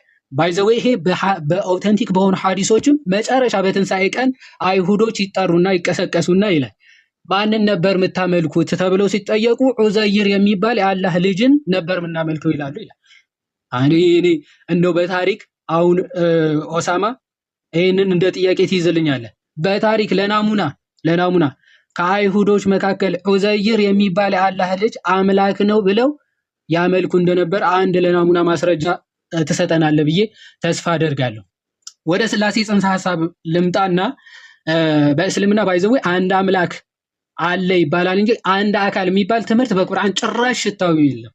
አንድ አካል የሚባል ትምህርት በቁርአን የለም፣ ሊያመጡ አይችሉም። በአንጻሩ ግን አላህ ራሱ ከአንድ በላይ መሆኑን ማሳየት ይቻላል ማለት ነው። አንድ አካልነት በአካል ነው እያልኩ ያሉት ኦኬ፣ አንድ አምላክ ነው ምናምን የሚሉ ሊገኙ ይችላል። አንድ አካል ነው የሚል ግን ለናሙና ያክል አንድ ማስረጃ ሊያመጡ አይችሉም። ሱረቱል ኢኽላስ 112ኛ ምዕራፍ ሲጠቅስ ነበር ባይዘው አሐድ ነው የሚለው ኦኬ፣ አሐድ የሚለው ዩኒቲ ኦፍ ዋን ማለት ነው። ኦኬ፣ የብዝሃነት አንድነት እንጂ ኦንሊ ዋን የሚለውን የሚያሳይ ጥቅስ አይደለም። እዛው ዝቅ ብሎ አላሁ ሰመድ የሚል ነገር አለ፣ አልወለደም አልተወለደም ይላል። አይወልድም አይወለድም ግን አይልም። በአንጻሩ ግን በቁርአን በተለያዩ ስፍራዎች አላህ ራሱ ብዝሃነት እንዳለው ሲናገር ለምሳሌ ሱራ 7:21 ላይ እንዲህ ብሎ ይናገራል። ኦኬ ሶሪ ሱራ 17 ማለት ነው። ሱራ 17:21 ላይ እንዲህ ብሎ ይናገራል። እሺ ምን አለ? ሚስትን ወይም ደግሞ ልጅን በሻን ኖሮ ከራሳችን እንይዝ ነበር ይላል። ኦኬ ሚስት ወይም ደግሞ መጫወቻን በፈለግን ኖሮ ከራሳችን ምን እናደርግ ነበር ይላል? እንይዘው ነበር ይላል። ሱራ 21:17 ላይ መጫወቻን ወይም ደግሞ ሚስትን ልጅን ልንይዝ በሻን ኖሮ ከእኛ ዘንድ በያዝነው ነበር ይላል። አሁን ከእኛ እያለ እየተናገረ ያለው አምላክ ነው ማለት። ለምንድን ነው እኛ እያለ እየተናገረ ያለው? አሁን ሙስሊሞች ሚስ ኢንተርፕሪት ያደርጉታል። አይ ራሱን ለማክበር ፈልጎ ነው። እሺ እኔ ሲልስ ራሱን እያዋረደ ሲያዋርድ ነው እኔ የሚለው። ኦኬ እኛ ብሎ ሲናገር ትመለከተዋለህ። ብዙ ቦታዎች እኛ እንዲህ አደረግን ከመንፈሳችን ነፋን ይላል። አደምን ስንፈጥረው ከመንፈሳችን ነፋንበት ይላል። መንፈሳችን እያለ ያለው አንድ አካል ነው። እንዴት እኛ ሊል ይችላል አንድ አካል? ኦኬ በተቃራኒ በሙስሊሞች ቁርአን ራሱ አንክሪኤትድ ቢንግ ነው ብለው ነው የሚያምኑት። ያልተፈጠረ አካል ወይም ያልተፈጠረ ነገር ነው ብለው ያምናሉ። ይህ ቁርአን ግን በመጨረሻ ቀን ሰው መስሎ ይመጣል። ኦኬ ቁርአን ራሱ ሰው መስሎ ይመጣል። ማስረጃ ሱናን ኢብን ማጃህ በደንብ አስተውሉ። ሱናን ኢብን ማጃህ ሱራ 37:81 ላይ ምናልባት ማስረጃ መክፈት ያስፈልጋል። ኦፍ ኮርስ አዎ ያስፈልጋል። ምናልባት ደቂቃዬ ለመጠቀም ያክል ማስረጃ መክፈት ያስፈልጋል። ሱናን ኢብን ማጃህ 37:81 ላይ ምን ይላል? the Quran will come on the day of resurrection በቂያማ ቀን በትንሳኤ ቀን ይመጣል። ቁርአን ፍጡር ነው? ፍጡር አይደለም። በሙስሊሞች አስተምሮ ፍጡር ከሆነ ኦሳማ ይነግረናል ማለት። ይህ ፍጡር ያልሆነው ቁርአን በቂያማ ቀን በትንሳኤ ቀን ምን ሆኖ ይመጣል ይላል? like a pale man ይላል። ኦኬ ልክ እንደ ድሃ እንደ ተቸገረ ሰው መስሎ ይመጣል ይላል ቁርአን። ስለዚህ የሚመጣው ቁርአን ያ ያልተፈጠረው ቁርአን ፍጡር ነው? ፍጡር ካልሆነ ፍጡር ያልሆነ ሁለተኛ አካል በትንሳኤ ቀን ይመጣልሃል። ምን ይላል? I am the one that kept you awake at night and made you rested during the day ይላል። በቀን እንድትጠሙ በሌሊት እንድትነቁ የማደርጋችሁ የነበርኩት እኔ ነኝ ይላቸዋል ሙስሊሞችን ማለት። እንዲህ ፐርሰን ያለው ሁለተኛ አካል በቁርአን ላይ እናገኛለን። ሶስተኛ አካል ሩሐል ቅዱስ የሚባል አለ በቁርአን ላይ። ሩሐል ቅዱስ ወደ መርየም የመጣ አካል ነው እና ጌታ ተብሎ ተጠርቷል። ይህ ሩሐል ቅዱስ ፍጡር ለመሆኑ አንድ ከቁርአን ለናሙና አንድ ማስረጃ ሊሰጠን አይችልም። ኦኬ በብራኬት የጨማመራችሁት አይደለም። በብራኬት የጨመራችሁትን ትታችሁ በቁርአን ላይ ሩሐል ቅዱስ የተባለው ጅብሪል ነው የሚል ለናሙና አንድ ማስረጃ ሊያመጡ አይችሉም። ስለዚህ በእስልምና ራሱ 1% የሚለው ትምህርት በጭራሽ በኋላ ላይ ፋብሪኬት የተደረገ ትምህርት ነው። ተውሂድ የሚለውን ትምህርት በኋላ ላይ የመጣ የሰው ፍልስፍና ነው። ተውሂድ የሚለው አስተምሮ ማለት ባይዘው ተውሂድ ማለት ራሱ በቁርአን ላይ ቃሉ የለም። በኋላ ላይ ግን ሙስሊሞች ፋብሪኬት ያደረጉት ቃል ነው። ግን ፋብሪኬት ቢያደርጉትም ተውሂድ ማለት ዩኒፊኬሽን ማለት ነው። ኦንሊ ዋን ማለት አይደለም፣ ውህደት ማለት ነው። ኦኬ አላህ ውህድ ነው። የማንና የማን ውህድ የሚለው ማስረጃ በኋላ ላይ ይሰጡናል ብዬ አስባለሁ። አሁን ዲቴይል ሌሎች አስተምሮቶች በነገረ ድህነት ባይዘው ምንም ሊነካ አልቻለም ወንድማችን። ለምንድነው ሊነካ ያልቻለው? በእስልምና ነገረ ድህነት የሚባል ትምህርት የለም። ወይ ተወስኖብህ ትድናለህ ወይ ደግሞ ተወስኖብህ ይፈረድብሃል ማለት ነው። የሙስሊሞች ወደዚህ ዓለም መምጣት ራሱ የአላህ ቅድመ ውሳኔ ነው እንጂ በአዳም ፐርሰናል ጥፋት የመጣ አይደለም።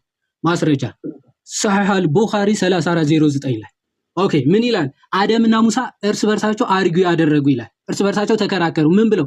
በአንተ ምክንያት ነው፣ በአዳም ጥፋት ምክንያት ነው ከገነት የተባረር ነው ብሎ ማን? ሙሴ አደምን ይወቅሰዋል። ኦኬ ሲወቅሰው ግን አዳም ምን ብሎ መለሰ? አዎ ትክክል፣ በእኔ ጥፋት ነው የወጣ ነው አለ አላለ? አላህ ከመፈጠሪ ከ40 ዓመት በፊት የወሰነብኝ ውሳኔ ነው አለ። ይኸው የሚታያችሁ ከሆነ ምን አለ? yet you blame me for a thing which had already been written in my fate before my creation ከመፈጠሪ ከ40 ዓመት በፊት በአላህ የተወሰነብኝ ውሳኔ ነው፣ ስለምን ትወቅሰኛለህ እኔን አለ።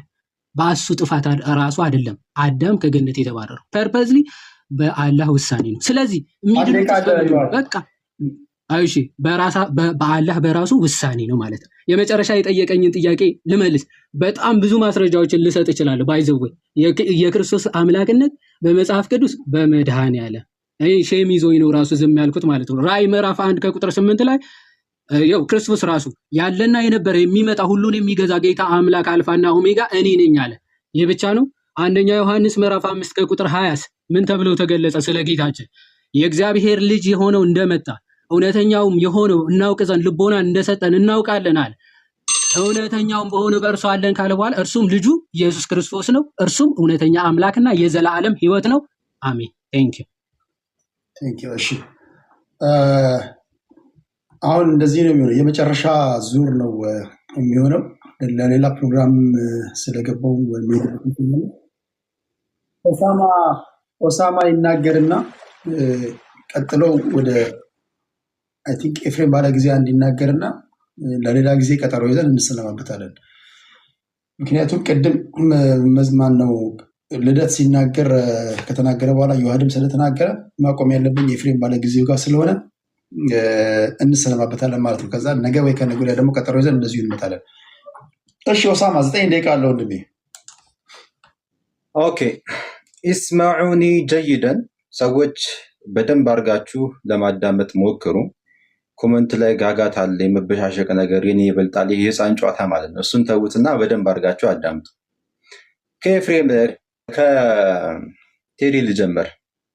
ባይዘዌ ቴዲ ያነሳው ሀሳብና ዮሐድ መጨረሻ ላይ ያነሳው ሀሳብ ተመሳሳይነት አለው። እስልምና ስለ ድህነት ጭራሽ ስለማያወራ ነው። ስለ ድህነት ሲጠየቅ ኦሳማ ጆሃር ያላወራው ጭራሽ ስለ ድህነት ስለማያወራ ነው አለ። ኖ ደቂቃዬ ስላለቀብኝ ነው። አላሁ ስብሓነሁ ወተዓላ በሱረቱል ሙእሚኑን ላይ እንዲህ በማለት ይናገራል። ገና አንቀጹ ሲጀምር ማለት ነው። ቢስሚላሂ ራሕማን ራሒም ቀድ አፍለሐል ሙእሚኑን፣ አማኞች በእርግጥም ዳኑ። አማኞች በእርግጥም ዳኑ። ጭራሽ እስልምና ስለ ድህነት ስለማያወራ ነው። ሌላ ታሪክ ማለት ነው። እዚሁ እነማን ናቸው አማኞች ሲባል ቴዲ የጠየቀው ጥያቄ ነው። አያይዣ አንድ ላይ ላስቀምጠው ብዬ ነው።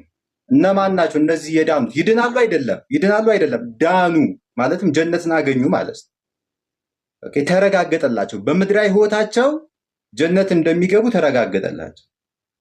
እነማን ናቸው አማኞች ሲባል አለዚነ ሁም ፊ ሶላቲሂም ኻሺዑን እያለ ተግባራቸውን ይገልጻል። ስግደታቸው ላይ አላህን የሚፈሩ ናቸው እያለ ተግባራቸውን ይገልጻል። ተግባራቸው አለ። ያ ተግባራቸው ደግሞ ከአላህ እዝነት ጋር ጀነት ያስገባቸዋል። ለምን? ኩሉ በኒ አደም ኸጣ፣ ነቢዩ መሐመድ ተናግረዋል። ሁሉም የሰው ልጅ ተሳሳች ነው ብለዋል። ምንም አላህ ያዘዘውን ነገር ቢፈጽም እንኳን የሰው ልጅ ምንድነው? ኩሉ በኒ አደም፣ አጠቃላይ የሰው ልጅ ተሳሳች ነው ብለዋል። ኦኬ ስለዚህ በአላህ እዝነት ያችን ስህተታችን ደግሞ አላህ በእዝነቱ እየማረን እኛም የአላህን ትእዛዝ እየፈጸምን ድህነት እናገኛለን። ለዚያም ነው ቀድ አፍለሐል ሙእሚኑ፣ አማኞች ይዳኑ ነው ያለው። እና በጣም ይገርማል። ሌላው ምንድነው? ኤፍሬም ያነሳው ነገር አለ በኮንፊደንስ ማለት ነው። ምንድነው? ስለ ስላሴ መጽሐፍ ቅዱስ ላይ አለ እንዴት የለም ትላለህ ብሎ ዮሐንስ ወንጌል ምዕራፍ 1 ቁጥር 1 ብሎ በመጀመሪያ ቃል ነበር፣ ቃልም በእግዚአብሔር ዘንድ ነበር፣ ቃልም እግዚአብሔር ነበር የሚለውን ማለት ነው። በደንብ አድርጋችሁ አዳምጡ ስላችሁ የነበረው ለዚህ ነው። ትልቅ ስህተት ነው የተሳሳተው። ጥያቄ ምንድን ነበር? የሥላሴን ሐሳብ እግዚአብሔር ካስቀመጠ መጽሐፍ ቅዱስ ላይ አምጣለኝ ነው ያልኩ፣ ወይ ደግሞ ነብያቶች ነው ያልኩ። አንተ ያመጣልኝ የዮሐንስ ወንጌል ምዕራፍ 1 ቁጥር 1 ማን ነው ተናጋሪው? ተናጋሪው ማን ነው? ወንጌላዊ ዮሐንስ ነው ተናጋሪው ተብሎ ይታመናል በክርስትና። እግዚአብሔር አይደለም። ገና ሲጀምር በመጀመሪያ ቃል ነበር፣ ቃልም በእግዚአብሔር ዘንድ ነበር፣ ቃልም እግዚአብሔር ነበር እያለ የሚናገረው እግዚአብሔር አይደለም፣ ነብይ አይደለም፣ ዮሐንስ የተባለ ሰው ነው። ኦኬ። ለዚያውም የዮሐንስ ወንጌል በጣም ቆይቶ የመጣ ነው። የመጨረሻው ወንጌል ነው። ባይ ዮሐንስ ወንጌል ከወንጌላቶች የመጨረሻው ወንጌል ነው።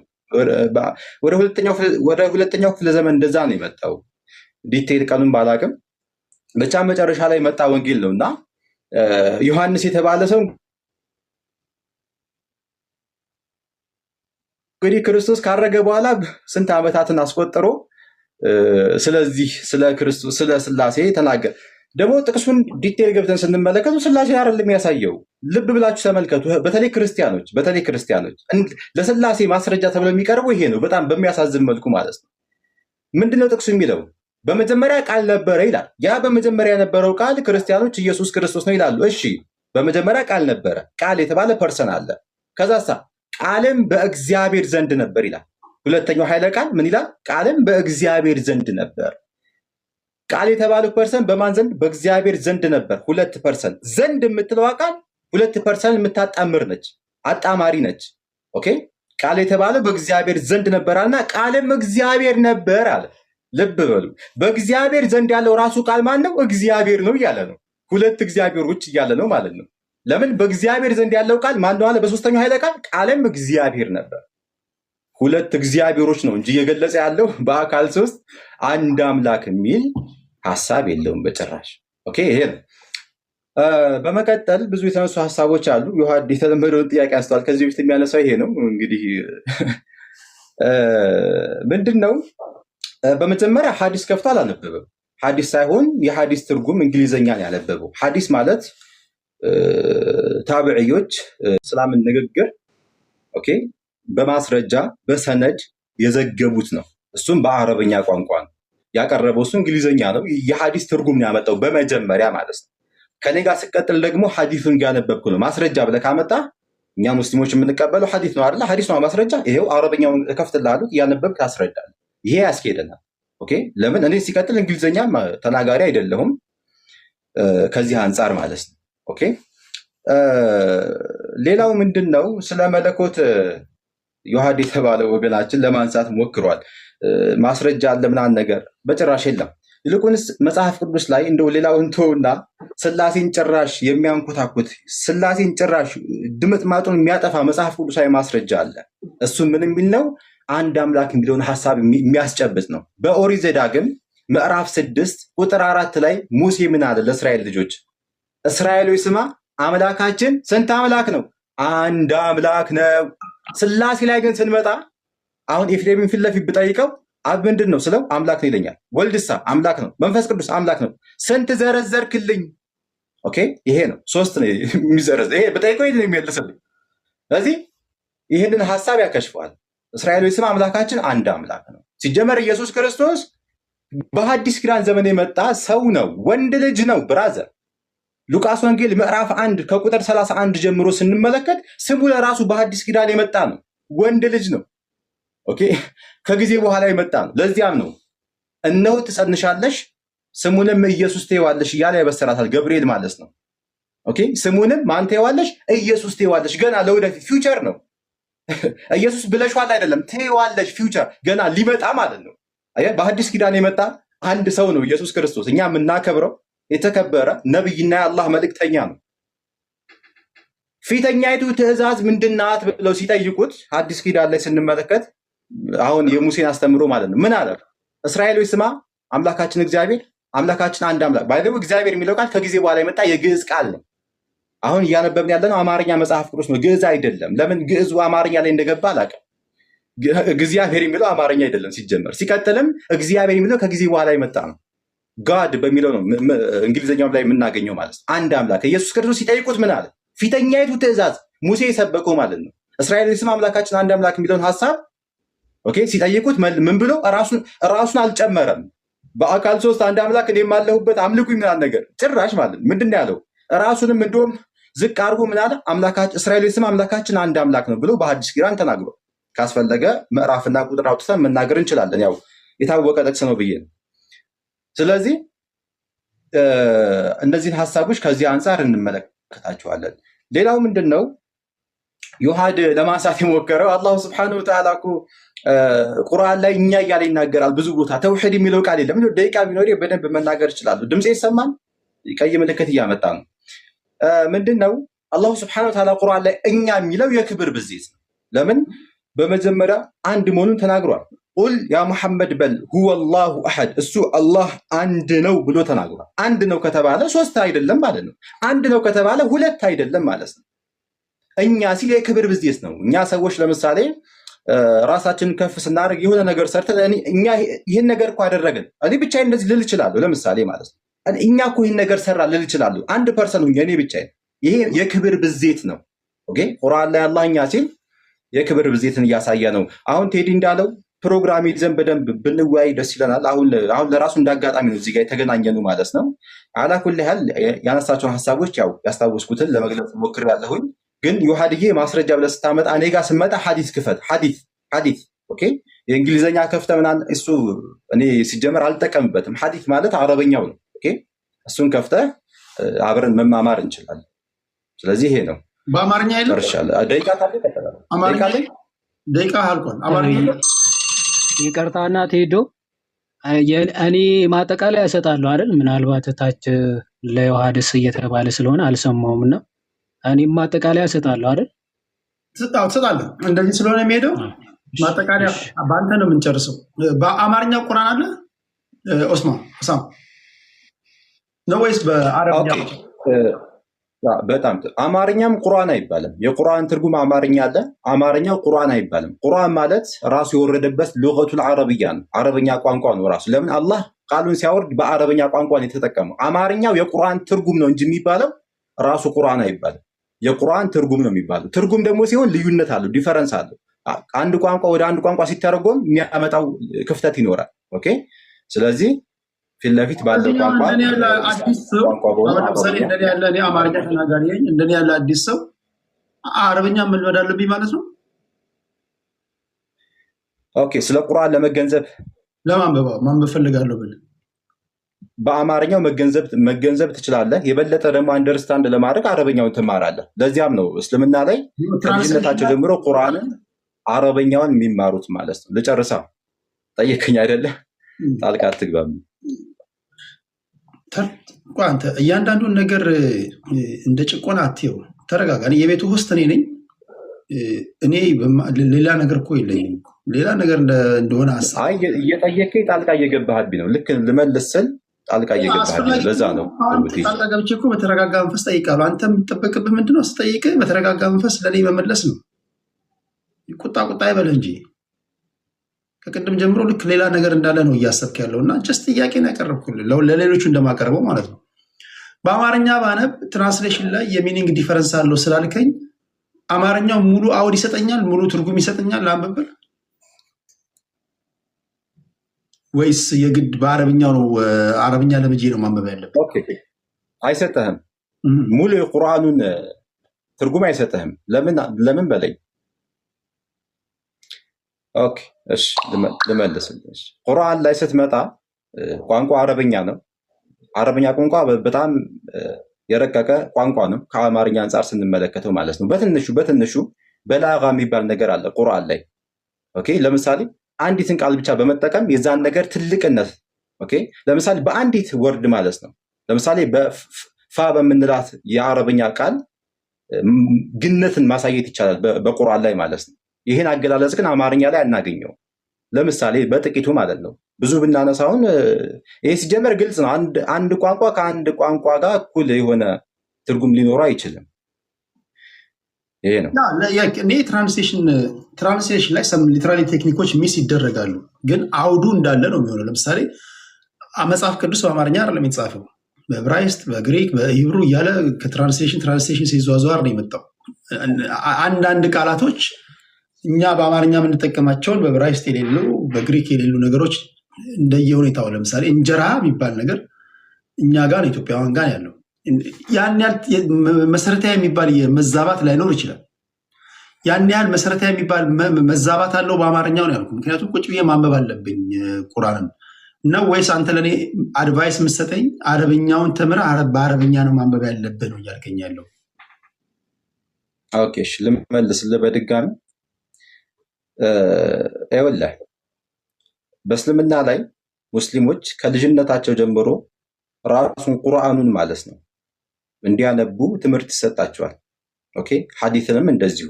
ለምንድን ነው ትርጉሙ እያለ ለምንድን ነው እንደዛ የሚደረገው ከተባለ ሙሉ ሐሳቡን በተሻለ መልኩ አላህ ምን ለማለት ፈልጎ ነው የሚለውን ነገር ለመገንዘብ ነው። ኦኬ አማርኛውን ቢማሩ መሰረታዊ የሆነ ነገር ይጓደላል ማለት አይደለም፣ በጭራሽ አይጓደልም። ኦኬ ግን አረበኛው ላይ ሲሆን የበለጠ መረዳት ይኖራል እያልኩ ነው። ለምሳሌ አሁን ቅድም ያልኩን አሁን ቁርአን ላይ ስመጣ ሐምድ አልሐምድ የምትለው ቃል በጣም ማመስገንን የሚያሳይ ነው። አልሐምድ በቃ ምስጋናዎች በአጠቃላይ ሊላህ ለአላህ የሚል ነው። አሁን ወደ አማርኛው ግን ስመጣ ምስጋና የምትለው ቃል ብቻዋን በዚች ምድር ያለውን ምስጋና ሁሉ ያጠቃልላል ማለት አንችልም። ምስጋና የምትለውን ቃል ብቻ ተጠቅሜ ሁሉንም ምስጋና ማለት አልችልም።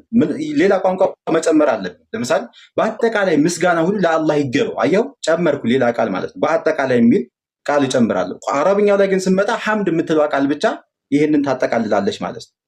ስለዚህ ከዚህ አንጻርም ስንመለከተው ቁርአን ላይ ያለውን አማርኛው ሙሉ ለሙሉ ሊገልጸው አይችልም። 4 ነጥብ። ስለዚህ የሚመከረው በአረብኛ ያለውን ማንበብ ነው። እሺ ኤፍሪ ወደ አንተ ልምጣ። 9 ደቂቃ አለ ወንድሜ።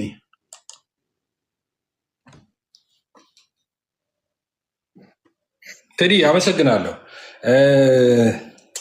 ዮሐድ ማጠቃለያ ይሰጣል። ሰዓት እንትን ለማለት ለፈለጉ በነገራችን ላይ የመጨረሻችሁ ነው። ኦስማም ሌላ ጊዜ እንገናኛለን። ግን በተሰምታ አንድ ላይ ብንወጣ ይሻላል። ይቆይ አንዳችሁ 3 ስለሆነ ዲስሪስፔክት ስላደመጡ አድመጣችሁ። ቴዲ እኔ ድጋሚ እድል የለኝማ። ኦኬ መውረድ ከፈለክ መውረድ ትችላለሽ። ቴንክ ዩ። አይ ቁጭ ብለው የውይይት ስርዓት አይደለም ኦስማን፣ ቁጭ ብለህ ጨርሰህ ውጣ። እኛን ሰምተናል፣ ሰምተህ ውጣ። እንደሌላ ጊዜ ሌላ ችግር የለም። አንድ መልዕክት ላስተላልፍ። ቅድም ስናገር በደምብ ሰምታችሁ ከሆነ ትህትና እኮ ቤዚክ ነገር ነው እኮ። ጀስት ትሁት ሁኑ። አሁን ቁጭ ብላችሁ እናንተን ካደመጡ ወንድሞቻችሁን ብታደምጡ ምንድን ነው ችግሩ? ሁለተኛ እያንዳንዱን ነገር ከኔ በተሻለ እኮ ሳጠፋ ምናምን እናንተ መንፈሳዊ ዓለም ውስጥ ያላችሁ ሰዎች ናቸው እኔ ማረም ያለባችሁ። እኔ ሴራ ከሚሰራበት ከፖለቲካው ዓለም የመጣው ሰው ነኝ። መንፈሳዊ ውስጥም ሴራ እንዳለ ካሳያችሁኝማ እኔ ፖለቲካው በስንት ጣሙ ብዬ ልመለስ እችላለሁ። እኔ እያንዳንዱን ነገር ማደረገው ከቀናነት አንጻር ነው። ዘንድ በቀና ልባችሁ ይዩት። ከላይ ይናገራል ካልኩኝ ከከላይ ቀጥሎ አንተ መናገር ግን አይቀርም። ከኔ ለምን ይቀድማል? ለምን 3 ሆኑ? ለምን 4 ሆኑ ስትሉ ሌላ ነገር በምን እንደምትተዋወቁ አላውቅም። ግን ቢያንስ የመጀመሪያው ነገር እኛም እንድንመጣ የእናንተ ትህትና ኢዝ ቬሪ ኢምፖርታንት ለማለት ነው። እሺ በሚቀጥለው ግን በዚህ ጉዳይ ላይ እኔ ብናገር የምትሉ የእስልምና እምነት ተከታዮች ካላችሁ መድረኩ ክፍት ነው። አንናገርም ካላችሁ ልክ ፖለቲከኞች በሌሉበት ጉዳያቸው እንደሚታይ ካሉ ፖለቲከኞች ጋር ካሉ ሃይማኖት ተከታዮችን እየሰማን እንቀጥላለን። እንደውም እየቀነሰ ለውሳኔ ይቀልልናል። መጨረሻ ላይ የሚቀሩትን እንወስናለን ለማለት ያለው። እሺ ኤፍሬም ባለ ጊዜ 9 ደቂቃ ነው ወንድሜ። እሺ ቴዲ አመሰግናለሁ። ባወጣ ጥሩ ነበረ። እንደዚህ መጽሐፍ ቅዱስን አጨማልቆት ነው የወጣው። ለመጥረግ ሞክራለሁ በተቻለ መጠን እንመልስ። ለምሳሌ ክርስትና አፈር የሚበላበትን ክፍል አንሳል እና ዘዳግም 6ን አንስተዋል። ዘዳግም 6:4 አነሳና እስራኤል ሆይ ስማ አምላክ እግዚአብሔር አንድ ነው የሚለውን አነሳ እና እግዚአብሔር አንድ ነው 2 3 አይደለም፣ ይኸው አፈር ድሜ በላ አለ። ኦኬ እስራኤል ሆይ ስማ አምላካችን እግዚአብሔር አንድ ነው። እግዚአብሔር ይኸው ጥቅሱን ሁላችሁም እንደምታዩት 6:4 ቅድም ተናግሬ ነበረ። ኦኬ የሰማ ሰው ሰምተዋል። እሱም መስማት ፍላጎት ስላልነበረው ድጋሚ እየደገምኩት ነው። እስራኤሎች ስማ አምላካችን እግዚአብሔር ስንት ነው ይላል? አንድ ነው ይላል። አንድ የሚለው ቃል ኤሃድ የሚለው ነው። እስቲ ነው ይሁላችሁ የዕብራይስጡ ቃል እዚህ ጋር ዋን የሚለውን ታያላችሁ አይደለ? እስራኤል ያህዌ our God ያህዌ ይልና ዋን ይላል እዚህ ጋር ይኸውላችሁ ኤሃድ ይላል ዕብራይስጡን አያችሁት እዚህ ጋር ምንድነው የሚለው ኤሃድ ነው የሚለው አይደለ ኤሃድ ማለት ጥምር አንድነትን የሚያመለክት ነው ኤሃድ የሚለው ኦኬ ክሊክ ላድርገው እዚህ ጋር ኦኬ እሺ ሶሪ በጣም አይንተ ኤፍሬም ነው ስለኔ ስላወራ ነው ኤፍሬም ከኔ ጋር ማውራት የምትፈልግ ከሆነ አለም ዝግጁ ነኝ ፕሮግራም ይዘን እሱን በኋላ አሁን ቢሆን እኔ ይመቸኛል ያካሄድ ነገር ወንድሜ ሚውታ ሲጨርስ እንቀጣጠራለን ሲጨርስ እንቀጣጠር አንዴ ጨርስ አካሄድ ከሆነ ስድድብ ከሆነ አጸያፊ ነገር ከስማ ብቻ ነው አካሄድ የምትለው እንጂ ለቀጠሮ ለመያዝ እኮ ማስቆም የለብህም ጨርስ ቀጥለ ኤፊ እሺ ያው ሊያስደግመኝ ነው እንግዲህ ዘዳግም ላይ ይኸውላችሁ ቅድም ክርስትና አፈር ይበላበታል በመጽሐፍ ቅዱስ ይኸው ስላሴን አፈር የሚያበላ ጥቅስ ብሎ እስራኤሎች ስማ አምላካችን እግዚአብሔር አንድ ነው የሚለውን አመጣና እግዚአብሔር አንድ ነው ለምንድን ነው እናንተ ስላሴ የምትሉት አለ እስራኤሎች ስማ እኛ እግዚአብሔር ሶስት ነው ብለናል እንዴ እግዚአብሔር አንድ ነው የኛ የክርስቲያኖች አስተምሮ እግዚአብሔር ስንት ነው አንድ ነው ሶስት እግዚአብሔር አናውቅም አንድ እግዚአብሔር ነው ያለው እዚህ ጋር ግን አንድ ሲል በአካል አንድ ማለቱ አይደለም በአካል ሶስት ነው እዚህ ጋር አንድ የሚለው ቃል ኤሃድ የሚለውን ዕብራይስጥኛ ነው የሚጠቀመው ኤሃድ ማለት ደግሞ ጥምር አንድነትን የሚያመለክት ነው ይኸው እኔዋ ዕብራይስጡ እንደዚህ ይላል ኤሃድ ይላል እዚህ ጋር ታያላችሁ ኤሃድ የሚል ቃል ኤሃድ ነው የሚለው እሺ ኤሃድን ክሊክ እናደርገው ኦኬ ኤሃድን ክሊክ ስናደርገው ምንን ያመጣል መሰላችሁ ዘፍጥረት 2:24 ነው ያመጣል እዚህ ጋር ዘፍጥረት 2:24 ይታያችኋል እዚህ ጋር ዘፍጥረት 2:24 ተመሳሳይ ቃል ነው የሚጠቀመው ምንድነው የሚለው ዘፍጥረት 2:24 እንደዚህ ነው የሚለው ላንብብላችሁ ስለዚህ ሰው አባትና እናቱን ይተዋል ከሚስቱም ጋር ይጣበቃል ሁለቱም አንድ ስጋ ይሆናሉ ይላል ሁለቱም ስንት ስጋ አንድ ስጋ አንድ የሚለውን ተመሳሳይ ነው ይኸውላችሁ የዕብራይስጡ ቃል ኤሃድ የሚለውን ቃል ነው የሚጠቀመው ጀነሲስ 2:24 ኦኬ ዘፍጥረት 2:24 ምንድነው የሚለው ስለዚህ ሰው እናትና አባቱን ይተዋል ከሚስቱ ጋር ይጣበቃል ሁለቱም አንድ ስጋ ይሆናሉ አንድ የሚለውን ኤሃድ ነው የሚለው ቅድም በተጠቀመበት ማለት ነው አምላክ እግዚአብሔር አንድ ነው የሚለውን ተመሳሳይ አንድ ነው የሚጠቀመው መቼስ ሰው እናትና አባቱን ይተዋል ከሚስቱ ጋር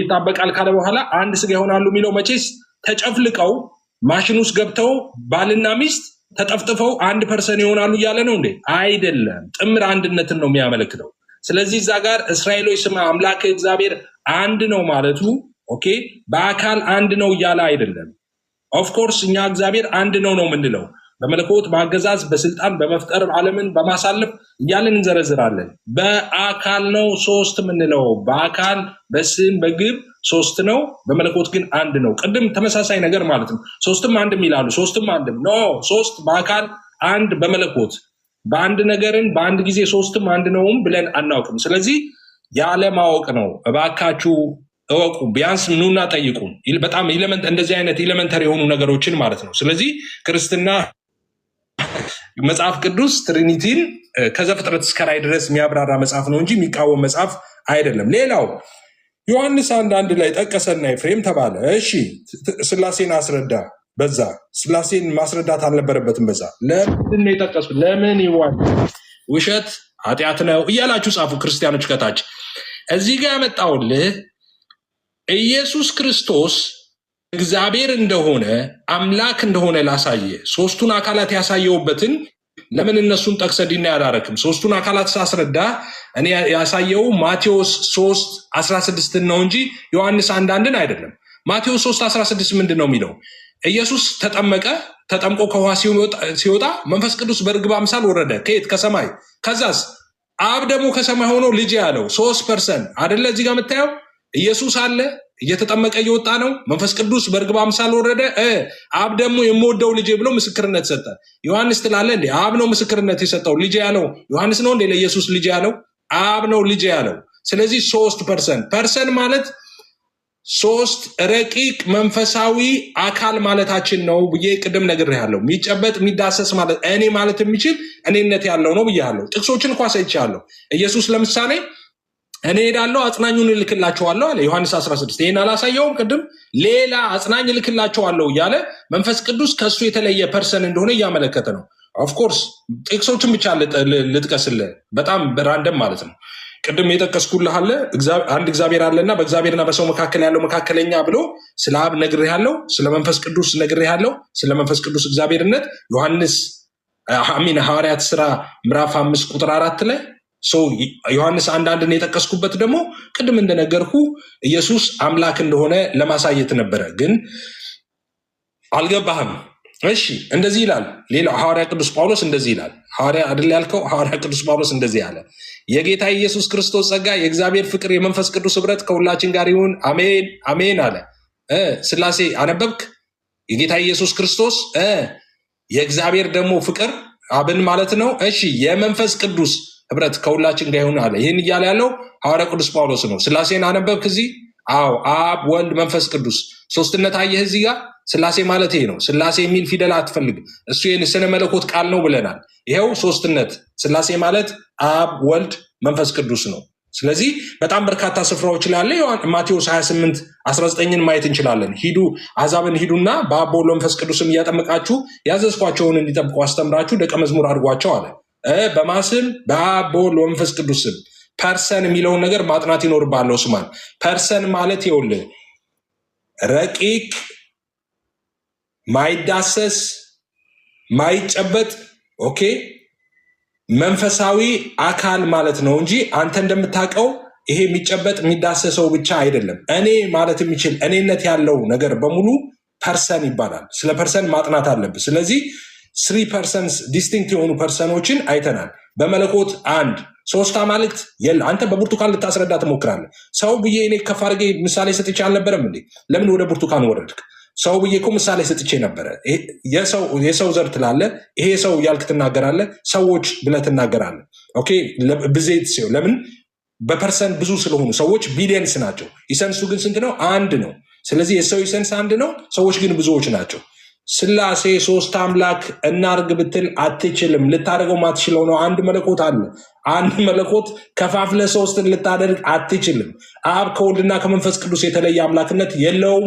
ወልድም እንደዚያው፣ መንፈስ ቅዱስም ከአብና ከወልድ የተለየ አምላክነት የለውም። እሺ በዚህ የምትሰሙኝ 6,000 ወይ 7,000 ሰዎች መጽሐፍ ቅዱስ ስለ መዳን የሚናገረውን ነገር ጥቂት ልበላችሁና እዛ ላይ ልጨርስ። ሰዎች እንዴት ይድናሉ? በተደጋጋሚ ተናግረናል። ሰዎች የሚድኑት በእግዚአብሔር ልጅ በኢየሱስ ክርስቶስ ሲያምኑ ነው። በእግዚአብሔር ልጅ በኢየሱስ ክርስቶስ ያመነ ይድናል። ሐዋርያው ቅዱስ ጳውሎስ ምን አለ? ሁሉ ኃጢአት ሰርተዋል፣ የእግዚአብሔር ክብር ጎሏቸዋል አለ። ከዛስ በኢየሱስ ክርስቶስ ቤዛነት በሆነው በኩል አለና እንዲሁ ነው በጸጋው የሚጸድቁት አሉ። አዎ በጸጋው የሚጸድቁት እንደዚህ ነው። አዎ ምን አስተዋጽኦ ማድረግ አለባቸው ሰዎች? ማመን። በማ በልጁ በኢየሱስ ክርስቶስ ማመን። ምን ብለው ያምናሉ? ጌታ እንደሆነ እግዚአብሔር አባቱ ደግሞ ከሙታን እንዳስነሳው ማመን አለበት አለ። ማን? የሐዋርያው ቅዱስ ጳውሎስ ነው ይሄን ያለው። ስለዚህ ለምሳሌ ሮሜ 10:9 ላይ ሐዋርያው ቅዱስ ጳውሎስ ኢየሱስ ጌታ እንደሆነ በአፍህ ብትመሰክር አለ። በነገራችን ላይ ኢየሱስ ጌታ እንደሆነ በአፍህ ብትመሰክር አለ እንጂ ጳውሎስ ኢየሱስ አልመሰከረም እንደ ጌትነቱን መስክረዋል። ኢየሱስ ለራሱ እዚህ ጋር አይናችሁን ትጨፍናላችሁ ነው ግለጡት እንጂ እግራቸውን ባጠበ ጊዜ ኢየሱስ መምህርና ጌታ ትሉኛላችሁ አላቸው ደቀ መዛሙርቱን። ከዛስ ነኝና ትክክል ትላላችሁ አላቸው። ነኝ እውነት ነው አለ ኢየሱስ። ጳውሎስ እሱን አመጣና ኢየሱስ ጌታ እንደሆነ በአፍህ ብትመሰክር እግዚአብሔር ከሙታን እንዳስነሳው በልብ ብታምን ትድናለህ። ስለዚህ ኢየሱስ ጌታ እንደሆነ በአፉ ከመሰከረ ሰው እግዚአብሔር ከሙታን እንዳስነሳው በልቡ ካመነ ይድናል። መጽሐፍ ቅዱስ የሚለው ይሄንን ነው። የመዳን መንገድ አንድ ነው። አሁንም እንዳልኩት መንገድህን እንጂ መድረሻህን መምረጥ አትችልም። መንገድ ነው አንተ መምረጥ የምትችለው። የመረጥከው መንገድ መድረሻህን ይመርጥልሃል። እውነት፣ መንገድ፣ ህይወት ኢየሱስ ነው። እውነት፣ መንገድ፣ ህይወት ኢየሱስ ነው። በእኔ በቀር ወደ አብ የሚመጣ የለም ብሏል። በኢየሱስ በቀር የዘላለምን ህይወት ሊያይ የሚችል የለም። ኑ ወደዚህ እውነተኛ መንገድ ወደሆነው ወደ እግዚአብሔር ልጅ ወደ ኢየሱስ። አመሰግናለሁ ቴዲ። ቴንክ ዩ ኤፊ። ዮሐድ ወይ ቴዲ ያንተ ልቀጥል እኔ? ቀጥል። ኦኬ እሺ ቴንክ ዩ። እሺ በመጀመሪያ ሶርሶቹን ሳቀርብ ማስረጃ ወይም ደግሞ ቪዲዮ ክፈት ምናምን ብሎኛል። እሱን ከፍቼ አሳያለሁ። ያቀረብከው ማስተባበያ ግን እውነት ለመናገር ያስተዛዝባል። ቢያንስ አረብኛው እንኳን አላቀረብክም ብትል ሶርስ ኮት አድርጌ ነው የተናገርኩት። ስለዚህ ሶርሱን ገብተህ አረብኛውን ማንበብና ማስረዳት ያንተ ግዴታ ነበረ። the only way you choose ምን አድርጋል? አረብኛ አላመጣም ብሏል። ባይዘው እዚህ የከፈትኩት ዌብሳይት ላይ የኔ ትርጉም አይደለም የሙስሊም ስኮላሮች ትርጉም ነው። ኦኬ የከፈትኩት ማለት ነው። እና ደግሞ ዝቅ ብትል እዛው ምን አለ አረብኛው ደግሞ አለ ማለት ነው፣ ማግኘት ይቻላል። ኤኒዌይስ ግን ምክንያቱ ያን መመለስ ስለማይቻል ነው ብዬ ተረዳሁኝ። እኔ ሰውም እንደዛ ብሎ ይረዳል ብዬ አስባለሁ። ኤኒዌይስ ግን ስንት ጥያቄዎች ጠይቄ ነበር? ወደ 4 የሚያክለው ጥያቄ። ከአራቱ ግን አንዱም አልተነካም። አንዱ ምንድነው አይሁዳውያን ዑዘይር የሚባል የአላህ ልጅን ያመልኩ ነበር ወይ የሚል ጥያቄ ነው። ምንም አልተነካም ማለት ነው። ይኸው በሐዲሶቻቸው አሁን በቁርአን ሱራ 9:30 ብዬ ነው የጠቀስኩት ማለት ነው። ኦኬ እዝራ ኢብኑላህ ብለውን ያመልኩ እንደነበረ ቁርአኑ ተናገረ። ሐዲሳቸው መሐመድ ራሱ ግን ሲያብራራው ምን ብሎ ተናገረ? ቡኻሪ 4581 ላይ መጨረሻ በትንሳኤ ቀን ማለት ነው the Jews will be called upon and it will be said to them አይሁዶች በተሰበሰቡበት ቦታ ማለት ነው who do you use to worship ይባላሉ። ማንን ነበር ስታመልኩ የነበራችሁት ይባላሉ። they will say እነሱም ምን ይላሉ? we use to worship እዝራ ታያቸዋል። እዝራ the son of Allah አሉ። ይሄ በጣም ትልቅ ስህተትም ሐሰትም ነው። ኦኬ ስህተትም ሐሰትም ነው። ይሄ ቁርአንም ሐዲስም ላይ የተነገረ ነገር ነው። ይሄ ባይዘው ቁርአን አንድ ስህተት እንኳን ቢገኝበት ሐሰተኛ መሆኑ ታውቃላችሁ ብሎ ተናግሮ ነበር። በራሱ አንደበት ሐሰተኝነቱ በዚህ ማረጋገጥ ይቻላል። ኦኬ በራሱ መስፈርት ማለት ነው። ስለዚህ አይሁዶች የትም ቦታ እዝራ የሚባል የአላህ ልጅ እሱን እናመልካለን ብለው ተናግረው አያውቁም። ስለዚህ ምንም መልስ አልተሰጠን ማለት ነው። ሁለተኛው ይሄ ፕሪደስቲኔሽን ወይም ደግሞ ሰው ራሱ አዳም ራሱ ከገነት የወደቀበት ምክንያት ምንድነው ብዬ ነበር። ቅድመ ውሳኔ ነው። በቃ በአዳም ጥፋት ምክንያት በእስልምና ወጣ የሚባል ነገር የለም። ታዲያ በማን ነው? በአላህ ቅድመ ውሳኔ ምክንያት ነው። ቢፎር ማይ ክሬሽን ነው የሚለው it is predestined ወይም ደግሞ አስቀድሞ የተወሰነብኝ ነው። on my faith before my creation ነው። በቃ አስቀድሞ ከመፍጠሩ በፊት በቃ ከገነት አባርረዋለሁ፣ ዕፀ በለስን አስበላዋለሁ ይወጣል የሚል እቅድ አቅዶ ነው የሚፈጥረው ማለት ነው። ዘን ያንን እቅዱ ምን ሆነ ማለት ነው? ተፈጸመ። ስለዚህ ለገረ ድህነት ራሱ ሊያብራሩ የማይችሉበት ዋናው ምክንያት ኦልሬዲ ራሱ ፕሬዲስቲንድ ስላደረገው ነው ማለት ነው። ይሄ ለህፃናትም ጭምር ባይዘው እንደዛ ነው። ወይም ለገነት ብለው ይፈጥራቸዋል ወይም ደግሞ ለሲኦል ብለው ነው የሚፈጠረው። ሰው በነፃ ፈቃድ የሚባል ትምህርት የለም። ሰው ወደው ፈቅዶ እስልምና ሊከተል ክርስትና ሊከተል ይችላል የሚባል ትምህርት አለ? የለም። ህፃናት እንኳን ሲሞቱ ምንድነው ወይም አስቀድሞ ካፊር ወይም ደግሞ የማያምኑ ተደርገው ተፈጥረዋል ወይም ደግሞ የሚያምኑ ተደርገው ነው የሚፈጠሩት። ማስረጃ ሱነን አቢ ዳውድ 4706 ላይ ምን ይላል? I hear the messenger of Allah explaining the verse as for the Jews his parents were peoples of faith he was created in Firah the day when he was created ይላል። አንድ አልኸድር የሚባል ነብይ ያላቸው በሙስሊሞች እና የሆነ ህፃን ልጅ ገና በህፃንነቱ ገድሎታል እና ለምንድን ነው የገደለው ተብሎ መሐመድ ሲጠየቅ አላህ ገና በእናቱ ማህፀን ሳለ ካፊር ከሃዲ አድርጎ ፈጥሮት ነበር ለዛ ነው የገደለው ብሎ ያብራራል ማለት። ኦኬ ከሃዲ አድርጎ ስለፈጠረው ለዛ ነው የተገደለው ይላል። ስለዚህ ህፃናት እንኳን ቢሞቱ የቲግቡ ተብሎ በእስልምና ቢጠየቅ አይታወቅም። መሐመድ ራሱ ይህን ተጠይቀው አይታወቅም። አላህ በማህፀን ሳለ ለገነት ይሁን ለሲኦል ይሁን ለምን እንደፈጠረው ስለማናቅ ወደዚህ ነው የሚገባው ብለን አንናገርም ብሎ ተናግሯል ማለት። ስለዚህ ነገረ ድህነት የለም ሲባል እንደው እስልምና በሰብክ ካሰብክ ምንም ለውጥ የለው። ኦኬ ወደ ክርስትና ሐሳብ ልምጣ።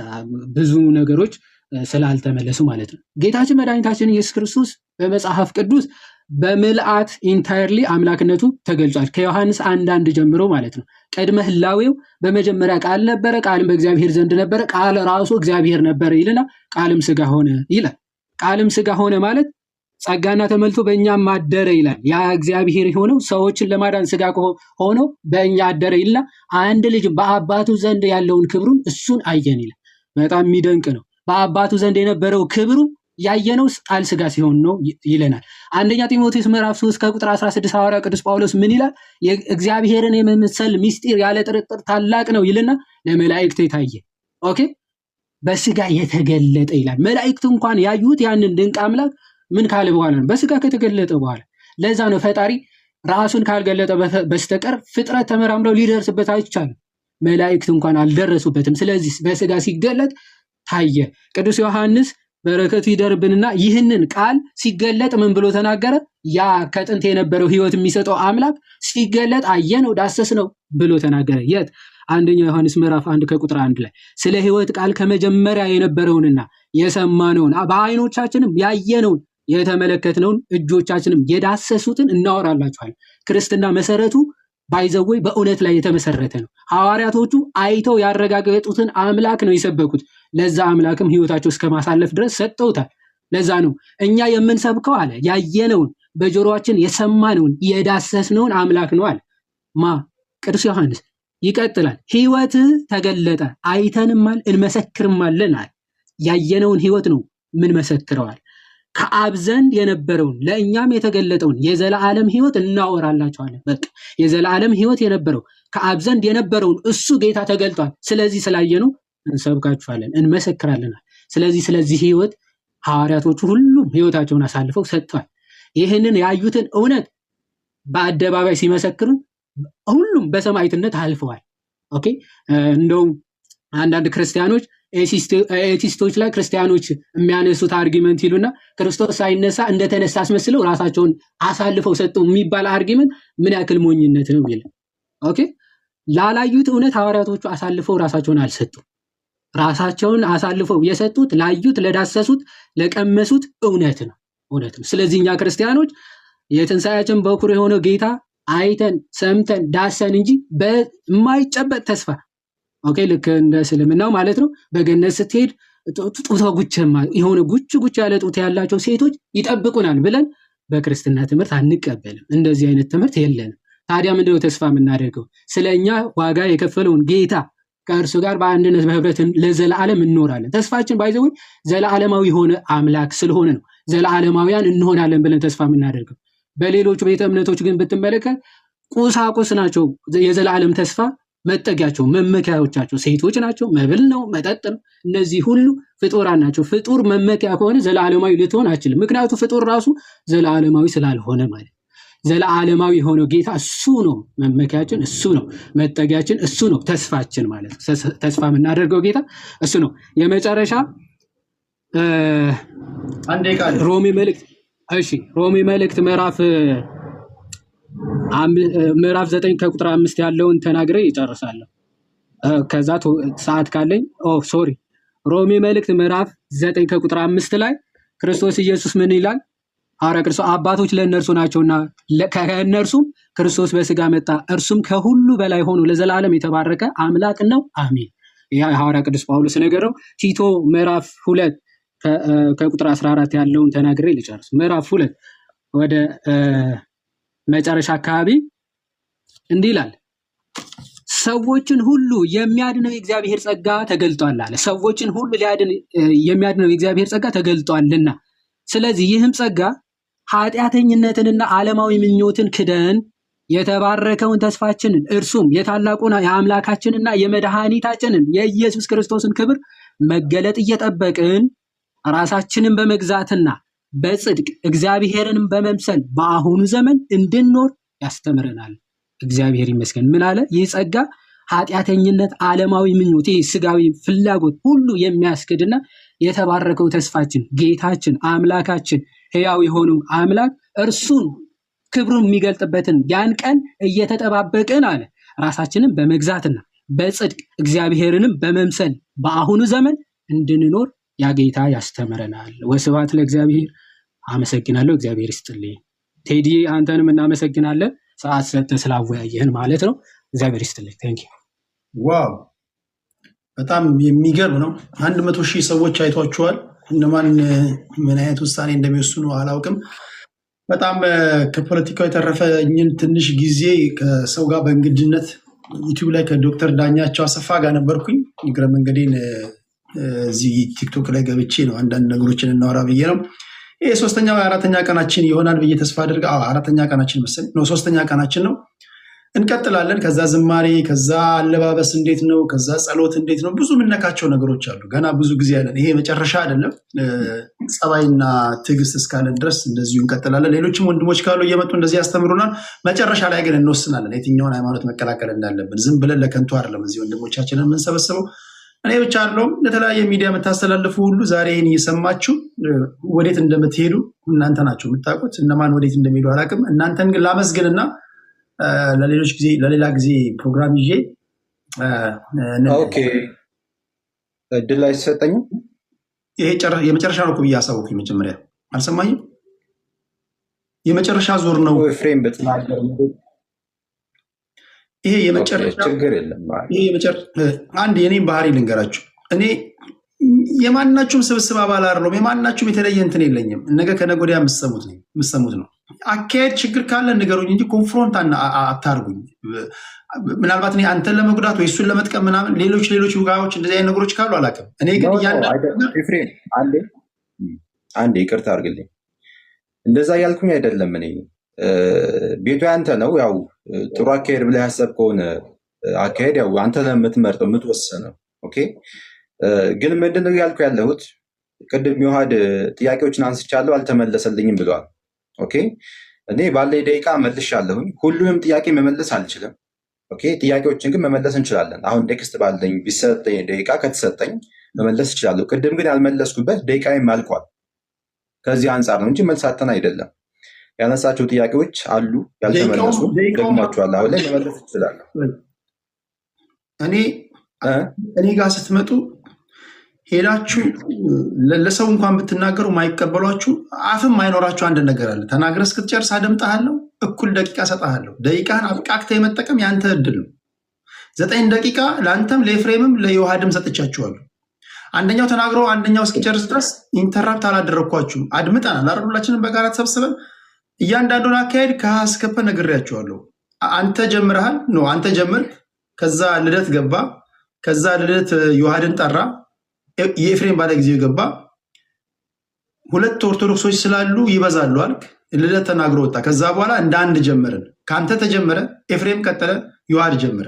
ከአንተ ተጀመረ፣ ኤፍሬም ቀጠለ፣ ዮሐድ ላይ በቃ ሳትሴት ሌላ ምን አለ? ችግር የለውም።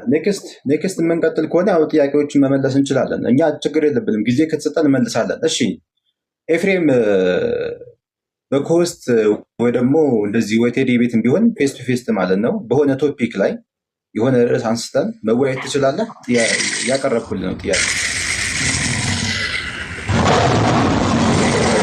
ተነጋገሩና ወስኑ። በኮስት እኔ ጋር ሳይሆን እናንተ እርስ በርስ ተገናኙና የውይይት ጥሪ እያቀረብክልኝ ነው። እሱ መወያየት ትችላለህ። መሰረታዊ በሆነ አስተምሮ ላይ ኦስማን አሁን ዛሬ እንዳየው ከሆነ ከኔ ጋር ለመወያየት አቅም ያለህ አልመሰለኝም። ስለዚህ ጥያቄ ካለ ናና ቤት ጠይቀኝ እመልስልሃለሁ። ጥያቄ ካለ ማንኛውም ጥያቄ አቅርብ። ግን ለዲቤት ግን እውቅ ነህ ብዬ አላስብም። ማምሶል ስለዚህ ባጭሩ ያው ቅድም አወራህ ስለኔ ና ተመለስ እንወያይ ስትል ነበር። ለዛ ነው ቅድም ና ተመለስ ያነሳው ፖይንት አለና እንነጋገር አይነት ነገር ስትል ስለሰማ ነበር። ተመለስ ስማ ነው ያልኩ። ኦኬ እኔ የኔን ፓርት ላጠቃልል። እኔ መጀመሪያም ስጀምር እንደነገርኳችሁ ብዙዎቻችን ችግራችን የመስማት ችግር ነው። መናገር እንወዳለን፣ አናደምጥም። ችግሩ እኔ ከአንደበቴ የሚወጣውን ስሙ። እኔን ትሰብኩኛላችሁ። ቤተሰብ እንትን ይዤ ነው የመጣሁት። የማንም እንትን የለኝም። እስልምና ካሳመነኝ እኔና እኔን መሰሎቻችን እንቀበላለን ያለው ገና ከአንድ ስንጀምር። ኦርቶዶክሶች ካሳመኑን ወደ ኦርቶዶክስ እንሄዳለን። ፕሮቴስታንቶች ካሳመኑንና ከገባን ለምንጠይቀው ጥያቄ ምላሽ ከሰጡን እርስ በርሳችሁ ከምታደርጉት መጠያየቅ ይሄ ነገር እንዴት ነው ምናምን ብለን እንዳንጠራጠር ካደረገን እንመጣለን ያልኩት አይደለም። ከኔ ጋር አብራችሁ የነበራችሁ በዚህ አውድ ነው የተንቀሳቀስን ያለ ነው። ነገም ይቀጥላል። ይሄ መጨረሻ አይደለም። ነገም ከነገ ወዲያ እንገናኛለን። ለአሁኑ ግን ላሰናብታችሁ። እግዚአብሔር ያክብርልኝ፣ አላህ ያክብርልኝ፣ ክፉ አይንካችሁ፣ ጤና ይስጥልኝ።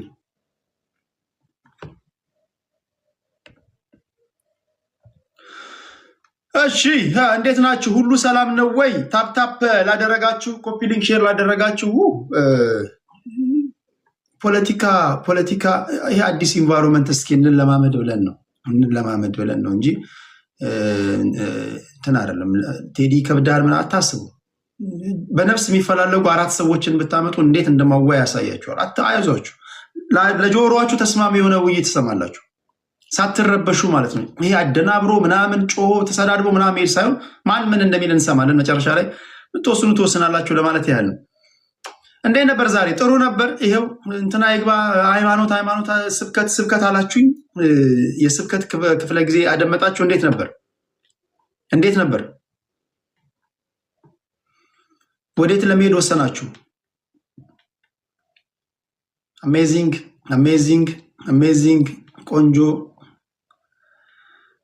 እኔ አንዳንድ ጊዜ መሀል ላይ ብናደድ አትፍረዱብኝ። እኔ ከዓለም እየመጣሁ ያለው ሰው ነኝ፣ ከፖለቲካው ዓለም እየመጣሁ ያለው ሰው ነኝ እና መሀል ላይ ልቆጣ እችላለሁ።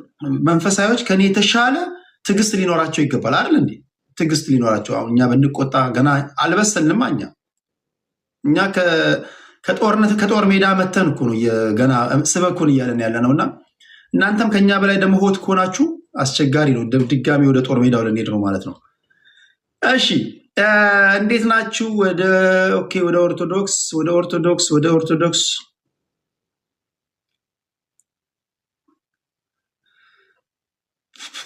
ኦኬ እንቀጥላለን። አሁን አይደለም፣ በሚቀጥለው ሌላ ጊዜ ደግሞ። ዛሬ ምንድነው ቀኑ? ሐሙስ ነው። ምናልባት አሁን ወደ መደበኛ ፖለቲካዊ ነክ ጉዳዮች ስለነበሩ ሃይማኖት ሰዎች የሃይማኖት ፕሮግራም በዚህ ተጠናቋል።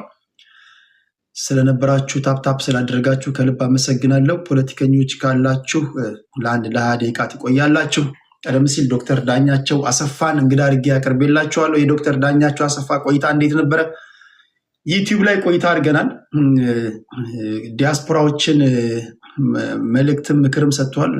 ለአገዛዙ ቅርበት ያላቸው ሰው ናቸው። በተለይም ደግሞ ለጠቅላይ ሚኒስትሩ ቅርበት ያላቸው ሰው ናቸው። ዶክተር ዳኛቸው አሰፋ ያመኑበትን ትክክል ነው ያሉትን የተለያዩ ጥያቄዎችን ጠይቄያቸዋለሁ። በተለይ በቲፒኤልኤፍ ጉዳይ፣ በብልጽግና ጉዳይ መልሰዋል። ነገ ከነገ ወዲያም አንድ ሰው እንደዚሁ ለማምጣት ሙከራ አደርጋለሁ። ሰርፕራይዝ ገስት ደግሞ ይኖራል። ሰርፕራይዝ ገስት ሊኖር ይችላል። ምናልባት ጠቅላይ ሚኒስትሩ ሊሆን ይችላል። ቴዲ ማያደርገው ነገር የለም። በነገራችን ላይ ተው ቲክቶክ ነው ብላችሁ አታደርግም ብላችሁ ላታስይዙኝ። ተው የሆነው ነው። ከተለያዩ ጎራዎች ያሉ ሰዎችን ለማምጣት ጥረት አድርጋለሁ። ዶክተር መራራ ጉዲናንም አናግሬያቸዋለሁ። ነገሮች ሲስተካከሉ እንደሚመጡ ነግረውኛል። እንደዚሁ የህዝብ ተወካዮች ምክር ቤት አባል ዶክተር ደሳለኝ ጫኔንም እንደዚሁ አውርተናል በስልክ። እሳቸውን ፈቃደኝነታቸውን ሰጥተውኛል። ወደዚህ ይመጣሉ። በተቻለ መጠን ሁሉንም እንሰማለን ለማለት ያህል ነው። ሳመጣ እንግዶችን ስለማታሳፍሩኝም ከልብ አመሰግናለሁ። ቢኮዝ ቲክቶክ ላይ ብዙ ጊዜ የሚሰሙትና የሚያዩት ነገር ብዙዎቹን ያስደነግጣቸዋልና ለጨዋነታችሁ አመሰግናለሁ። ዩቲዩብ ላይ ፖስት ተደርጓል። እዛ ገብታችሁ እንድታዩት ይሁን። ሌላ ለእኔ የምታነሱልኝ ጥያቄ አለ? ከመውጣቴ በፊት 5 ደቂቃ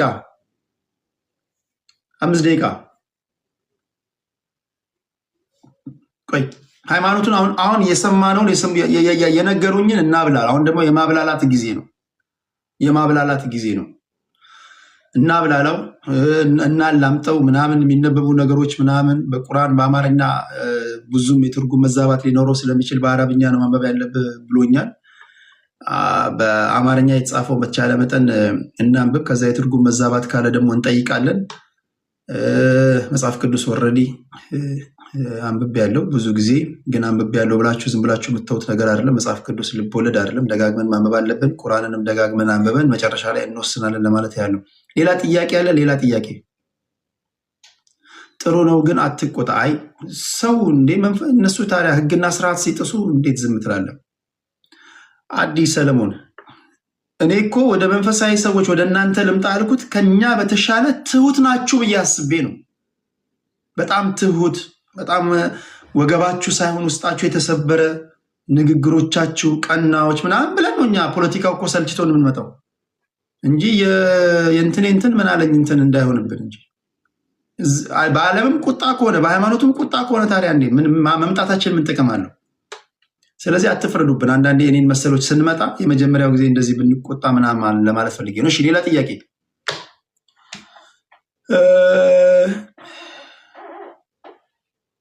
በሚቀጥለው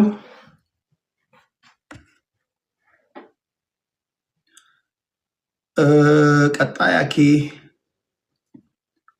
የተገረዘ ወንድ ልጅ ምንድነው የሚለው? አመለጠኝ። እና ወደ ጌታ መች ነው ቀጣይ ምናልባት ዛሬ ሐሙስ ነው። ቀጣይ ፕሮግራሜ የፖለቲካ ነው። ለሃይማኖት ትንሽ ጋፕ ሰጣለሁ። አሁን ጋፕ ትንሽ ደግሞ የሰማሁትን ላብላላ በዛው በላይ ሳይሆን ትንሽ ጋፕ ሰጥቼ ደግሞ እንደገና ደግሞ እንመጣለን። ቀጣይ የምናወራው ፖለቲካዊ እና ማህበራዊ ነክ ጉዳዮች ይሆናል። እሺ፣ ሌላ ጥያቄ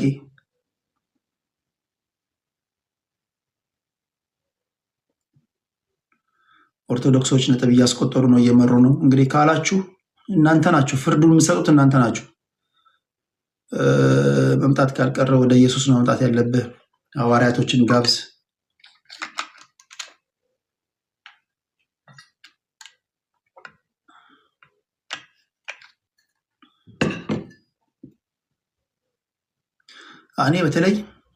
እኔ በተለይ በባህሪ እኔ በጣም ትሁት ሰዎች ይገዙኛል። እኔ ትሁት ከሆናችሁ ሰው ትሁት ከሆነልኝ አስተኝቶ ይረጋግጠኛል። እኔ ለምን እንደሆነ አላውቅም። መንፈሴ ትሁት ሲሆን ሰው ምንም ይሁን ምን ያስማማኛል። እና የበለጠ ደግሞ ትህትናን ነው መለማመድ በፈልገው ትህትናን። ምክንያቱም ህይወት ነው አይደል? እንደው ዘዴ ህይወታችሁ መምሰል አለበት። እና ለዛ ነው መንፈሳዊ ነገሮችን በብዛት አብልጦ መስማት ያስፈልጋል የሚባለው ነገር። እና የሆነ ነገር ልታደርጉ ስትሉ የሚጎሽ የሚከለክል የሚመክር የሆነ ነገር ያስፈልጋቸዋል። እና ከሰኞ እስከ ሰኞ ዓለማዊ ነገር ሳይሆን በሳምንት አንዴ መንፈሳዊ ነገሮችን መስማት ጥቅም አለው ብዬ አስባለሁ። ሲሆን ከሰኞ እስከ ሰኞ። እሺ፣ ሌላ የመጨረሻ ፍቅር ሲዝም ለምንድነው የማይጋበዘው? ፍቅር ሲዝም በኢትዮጵያ የሃይማኖት ነክ ጉዳዮች ላይ አልተመዘገበም። 987 ሰዎች ናቸው አባላቶች ናቸው ያሉት። 13 ሰው ይቀረዋል። 1000 ሰው ሲሞላ ነው የሚመዘገበው። 13 ሰው ይጎድሏል። ሂዱ 13 ሰው ሙሉና እንደዛ ነው የሚመዘገበው። ስላልተመዘገበ ለሃይማኖት ሆኖ ለመወያየት አይመጥንም ወይም ደግሞ እውቅና የለውም ለማለት ያ ነው። ሌላ ጥያቄ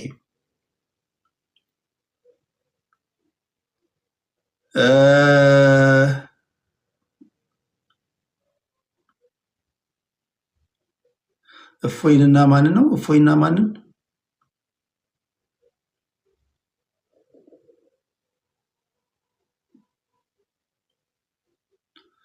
ፉትቦል ላይ ስራ። ፉትቦልም ያ ጥርሳችን የነቀልንበት ነው፣ የምታውቁት ነው። ፉትቦል ላይ ጥርሳችን የነቀልንበት ነው።